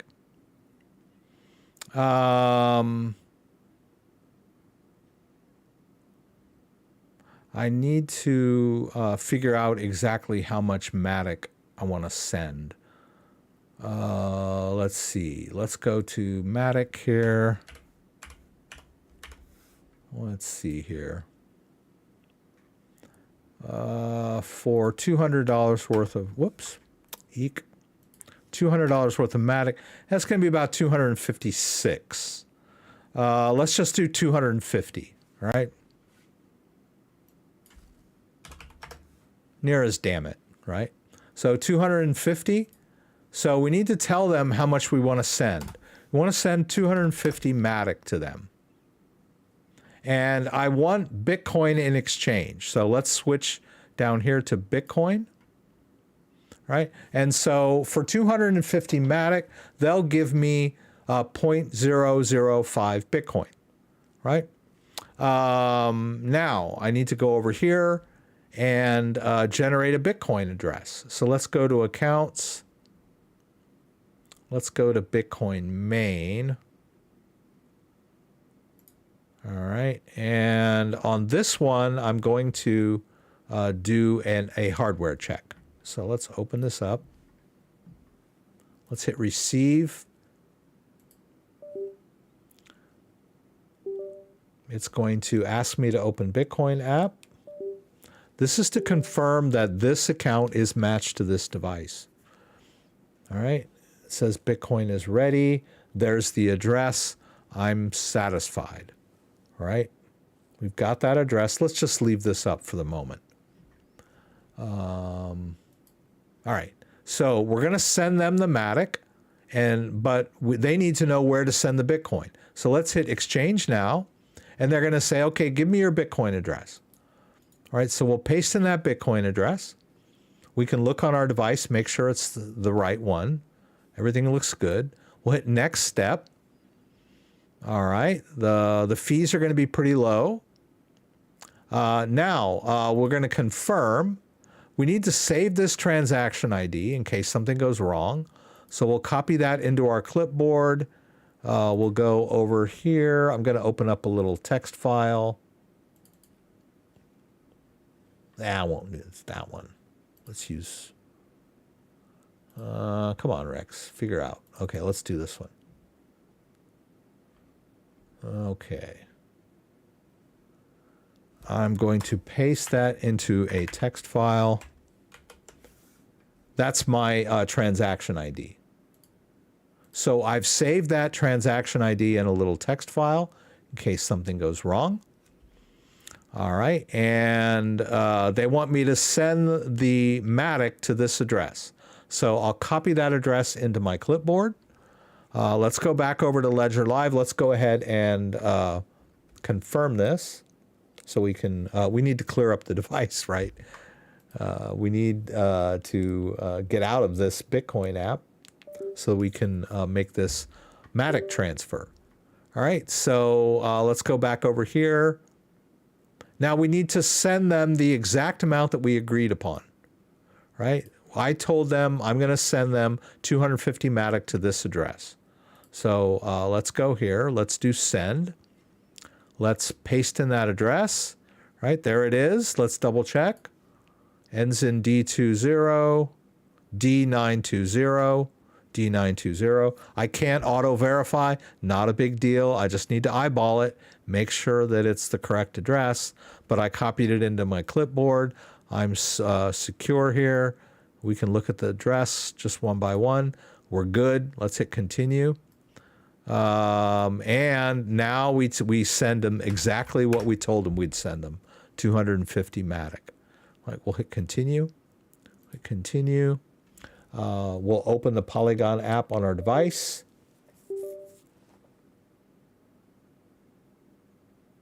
And we'll review, accept and send, and off it goes.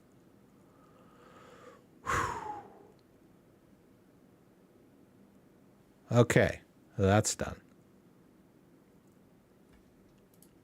All right, now we can monitor here. Now I've got 36 hours to send that.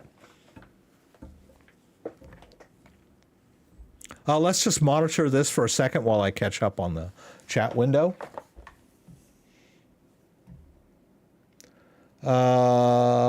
Diesel Kane still likes Ledger.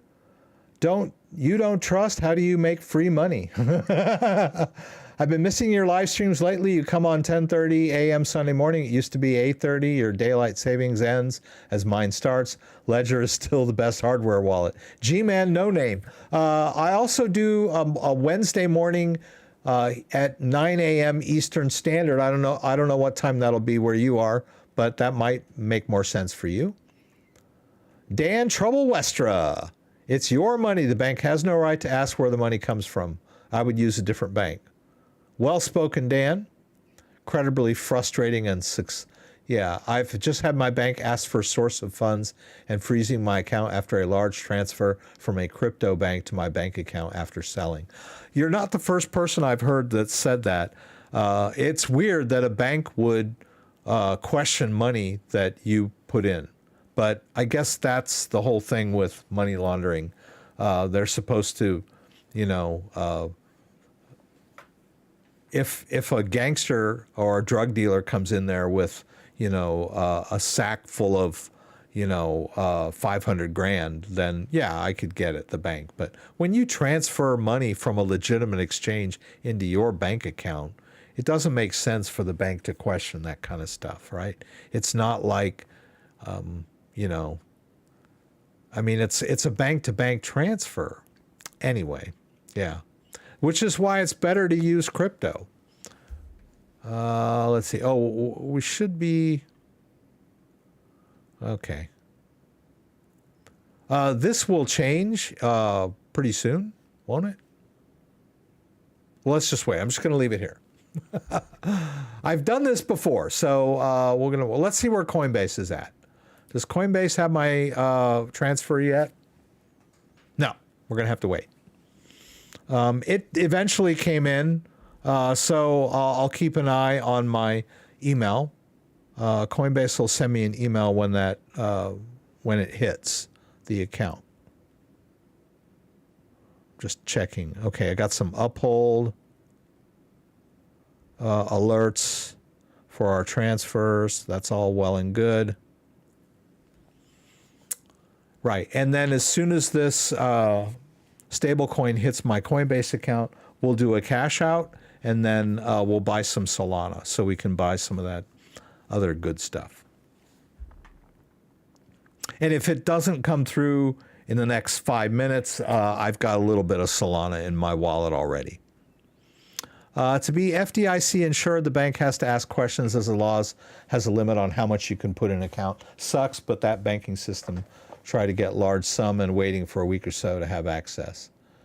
Crypto did not break 38K. It was barely deviated. Okay. Did I say break? I thought that I had say it. I thought the title said touch, but let's see. I said touch. Bitcoin touches. Oh, but the title says breaks. Okay. See, that's what I get for trusting ChatGTP to give me an engaging title. You're right. It didn't really stay above it very long. It was just a kind of a push. Yeah. But yeah, I said touch, but ChatGTP gave me an engaging title that said breaks. But yeah, apples, oranges, right? But semantics. I get it. Let's see where we're at here. You gave them all the legal docs too. Okay, with the crypto, it solves the banking opportunities. Try turning a developer mode in Ledger Live. Oh, Marine. Okay, Marine. Hi, CryptoDad. I updated my Ledger Nano S and reinstalled Bitcoin and Ethereum wallet, but VeChain won't reinstall. Do you know why? I emailed Ledger, but no reply. VeChain. Oh, yeah, that's good advice, Mr. Miskey. Let me see. We'll go into my Ledger over here and see if they have VeChain. So we'll go ahead and allow Ledger Manager on the device.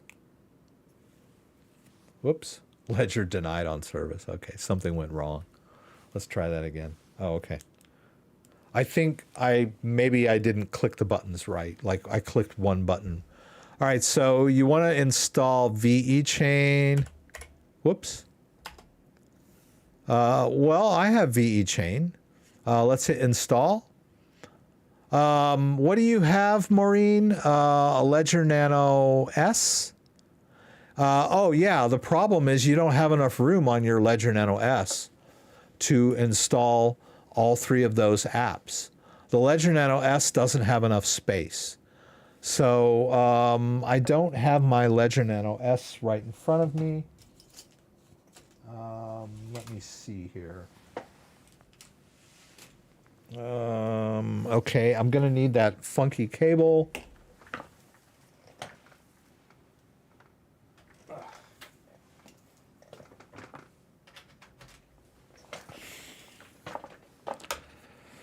Let's install.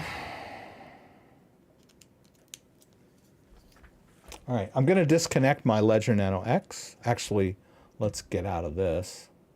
All right, let's disconnect the Ledger Nano X. All right, I'm going to enter the PIN of my Ledger Nano S. Hopefully this is...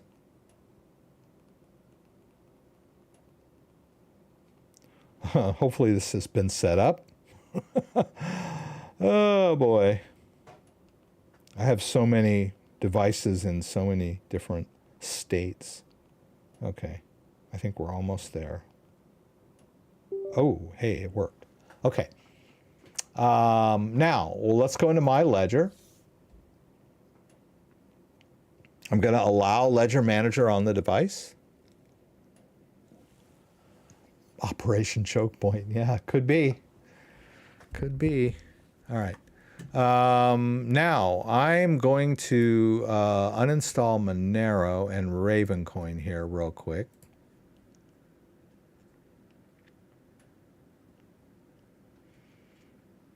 As you can see, I don't have much room on this thing.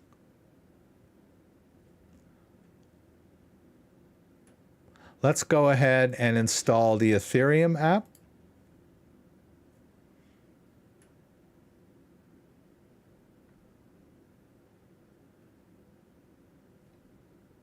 Okay, it's going through that.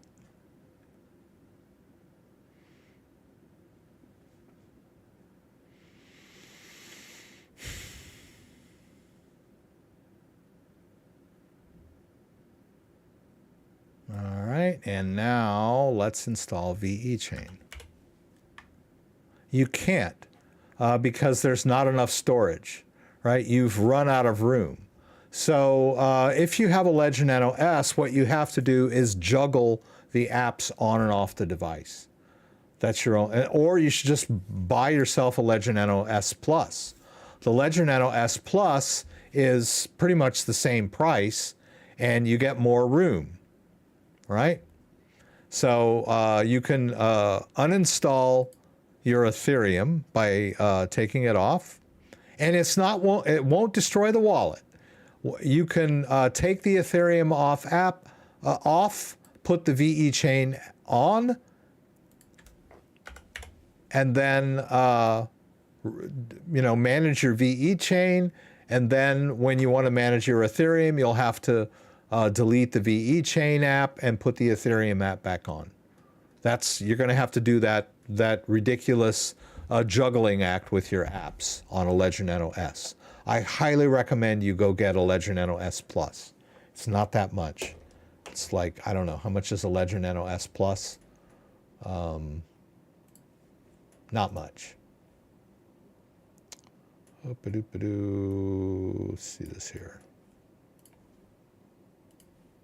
There's a link down in the description. You can head over to Ledger, get yourself a Ledger Nano S Plus for $79. It's got like 3 or 4 or 5 times the storage of a Ledger Nano S. And it's not that much more. It's like 79 bucks. And you get 20 bucks worth of free Bitcoin. And then you can restore using the seed phrase of your old Ledger Nano S. And then all of the wallets will be on there, right? And it holds about as many apps as the X. So that would be my recommendation on that. Come on, Coinbase, we need you here. We're waiting. Come on. Come on, Coinbase. All right, I'm going to go ahead and make this purchase with Solana here real quick. We're going to go to, first of all, I'm going to disconnect this guy and reconnect my Ledger Nano S, or X, pardon me. Because I'm going to do this on a Solana-based wallet that uses my Ledger. So I got to enter my PIN. Forgot to record this. Doggone it. Get over it. I meant to record my live stream so that I could reuse some of the footage, because when it posts on YouTube, YouTube compresses it, and then when I download it again, it's in crappy format. It's not 4K anymore. Anyway. So let's go over to Ledger Live. Let's go to accounts. And I do have some Solana in there, like $185 worth of Solana. So we're interested in this coin here, Pyth Network, right? It's up a little bit from earlier. I think its all-time high was 54. Just came out. Pretty volatile right now. It might go back down to 32 for all I know. But I'm going to go ahead and buy a little bit tonight. It's on the Solana network. You can see over here, there's its contract address. So we're going to go into the Solana wallet. And the Solana wallet is connected to my Ledger device. So I'm going to turn this camera back on again. And I need to get into the Solana app. Right? So first I need the coin in my Solana wallet. So how am I going to do that? I'm going to scroll down to the bottom and I'll choose New Asset. Now I'm on the CoinGecko page, so I know this is the correct item. Right? Let's copy it into our clipboard. That's the contract address. So we can go to Solana, the Solana wallet, which is Solflare or Solflare. Let's scroll down to the bottom. Let's choose Add New Asset, and we're going to paste in the contract address. That way we know it's the correct coin, because they may have some fake Pyth coins in here somewhere. You always want to use the contract address. Let's go ahead and hit that. We're going to have to confirm on the device. Look at the device. There it is. We'll hit approve. We've added that Pyth to our wallet. Now we should be able to swap. Right, so let's go into the swap. We're going to swap some Sol for Pyth. See, they got baby Pyth, Pyth Network. I don't want that. Let's put in let's put in that. Come on, Rex. Is this not going to work for me? Let's do this. I already added it, so it should be in here, right? Where did it go?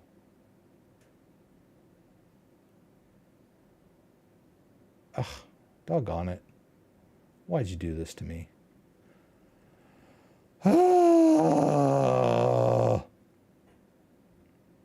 All right, let's try this again.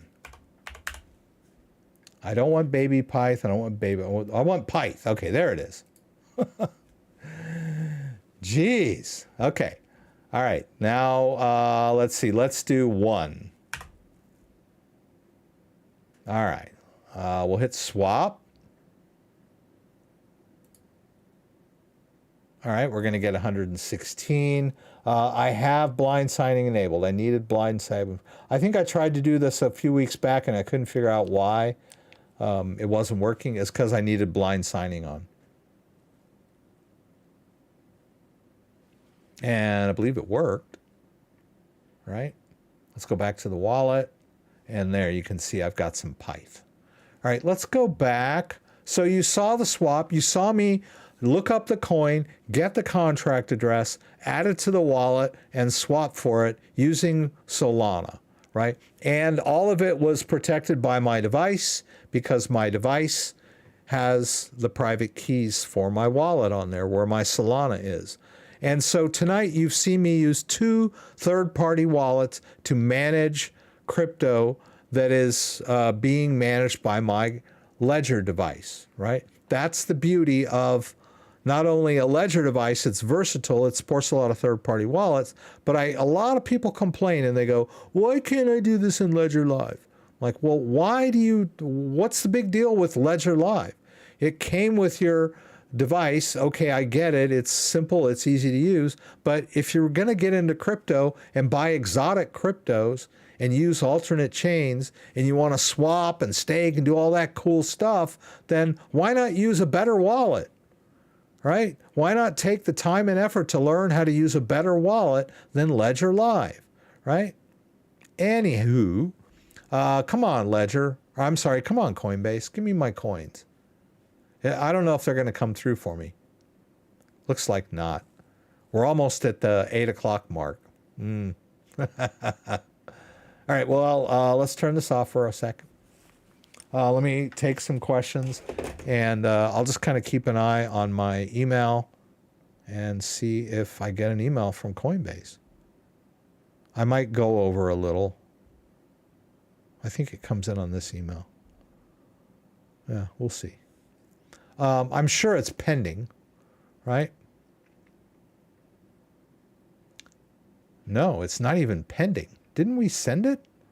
God, when did we send this? Oh my God. Let's go back here. That's 700. It was this one, right? Oh, it's still in here. Oh, there. It says, I guess I didn't send it. I could have sworn I did. I'll have to go through that again. All right.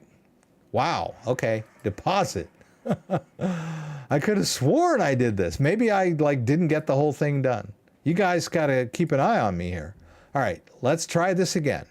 I could have sworn we did this. Did we try to do it in MetaMask? Is that what happened?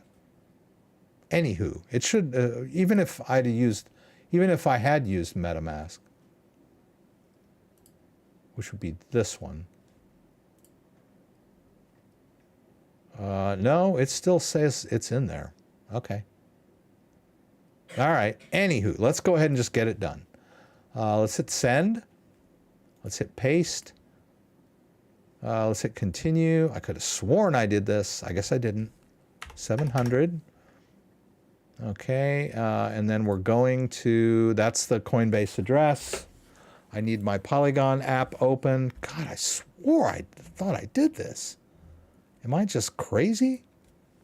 I could have sworn I did this. All right. Let's go into the Polygon app. Let's hit continue. Maybe I just didn't confirm that last step. All right, 700. Review. Oh, I think it was 0. I think maybe I forgot to put the amount in. But I remember saying 700. We'll hit accept and send. Off it goes. View details. View and explore. It shouldn't take us too long. Doggone it. I wanted to do this like half an hour ago. I don't know what happened. Okay. Well, you saw it here. Okay, so it transferred, but it's not going to hit my Coinbase account for another few minutes. I must have just had too many things going at the same time. Yes, I missed the Pyth airdrop myself as well. Right. Glad to catch a live. Thanks, Gary. Thanks, Gary. Yeah, those bots should be illegal. LOL. Companies should be fined heavily if their bots wrongly target people. I think crypto is a long way from being integrated into daily life, which can be seen as a good, bad thing. Still lots of chance for growth, but still lots of resistance in the system. Yes, definitely, because it challenges the status quo, right? For those of you who aren't aware, you know, our banking system is like a house of cards, kind of a Ponzi scheme. We've got a central bank that creates dollars out of thin air. It's the, you know, I read a book called The Creature from Jekyll Island, or The Monster from Jekyll Island. Interesting book about the Fed, but it goes through the whole process of how the Fed creates money. And it's kind of like the Treasury creates bonds out of thin air. The Fed buys them with money that they create out of thin air, and then it issues dollars aren't really dollars anyway. They're central.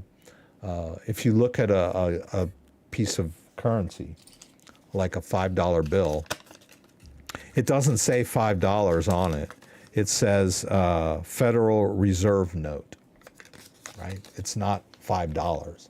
It says Federal Reserve Note, which means the Federal Reserve lent it to the U.S. government. Anywho, Creature from Jekyll Island. Let's see if we can Creature.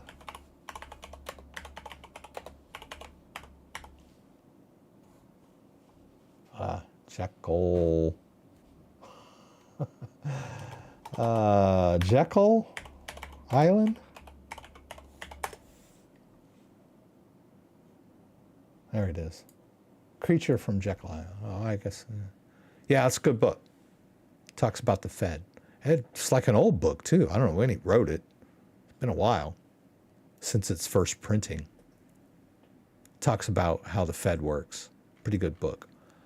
I ordered this book. Okay. I'll let you guys find it. Come on, man, I can't believe that I did not send that. I could have sworn that I sent it like 30 minutes ago. Okay. I don't know what I did. All right. Now there's less. Yeah, I don't know. It's weird. All right. Now it says I sent it. Okay.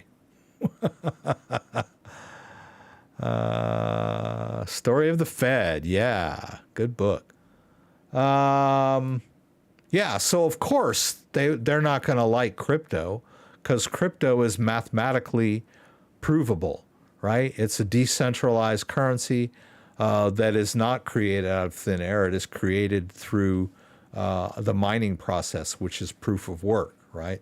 So there's work backing up every Bitcoin effort. And it's deflationary, right? You can't just print Bitcoin out of thin air like you can, like they do dollars, right? Yeah, I'm sorry about that transfer to Coinbase. I guess we're not going to have time to go through all that. Here it's 8:03 and it's still not in my Coinbase account. But I showed you how to buy that Pyth coin using the Solana Solflare wallet, right? I showed you how to enter the coin and swap for it. So pretty cool. I don't think, well, I think it's actually, I think it is on some exchanges, right? I think you can buy it on OKX, KuCoin, MEXC, Coin One, Gate.io, but none of these are US exchanges. And Radium is like a decentralized exchange on the Solana network. And I think Jupiter is too, if I'm not mistaken. So yeah, one of the nice things about using crypto and learning about crypto and wallets is being able to access coins before they get listed on major exchanges. Could be a crapshoot, could turn out to be nothing, but a little bit of skill will help. Scott Lee, thank you for being here. I always appreciate Scott being here. Thank you, JDO, for being here. Thank you, Dan, of course, for being here. And thank you, Kenneth. Gregory Whelan, thank you. And trust your hardware wallet. Yeah, I don't know. I could be crazy. But yeah, nothing is for certain in anything. So if you're going to doubt stuff, you know, doubt the stuff that's doubtful. Let's see. I think I'll just go ahead and move over to this thing. Sorry about that transfer to Coinbase. I could have sworn I made it earlier in the stream. I'll have to rewatch and see what I did wrong. But yeah, I'm pretty sure that we did our test transaction and that went through okay. So I try to be careful, but sometimes I do some airhead stuff and maybe just didn't follow through and confirm that last confirmation. So, but like I said, I want to thank everybody for being here tonight. Thank everybody that contributed. Thank the donators. I had quite a few donations in the early part of the stream. Asil, Charles Rivera, P. Wizzle, Lee Colafia, and I think there was one more. I guess not. So thank you for those. And also we had some subscribers that came in. It looks like Valaton, Casey Dorset, Dr. Dunkheim, Wes, and Jesse Sanchez all subscribed tonight during the stream. So thanks for that, guys. I will be here again next Saturday, 6 p.m. Eastern Standard Time. Please join me again for the live stream from Michigan, where you can throw out questions, and I'll do my best to get them answered. Also, keep your eyes open for my Wednesday morning hardware wallet roundup, 9 a.m. Eastern Standard Time. I'm going to start trying to do that every Wednesday morning. So if you subscribe to the channel and click that little tick box or button or bell or whatever it is, that'll give you alerts whenever I post new content. Once again, I want to thank everybody for joining and hope to see you guys again soon. Let's check Coinbase one more time. Coinbase. Coinbase. Nah, it's still not here. Yeah. All right. So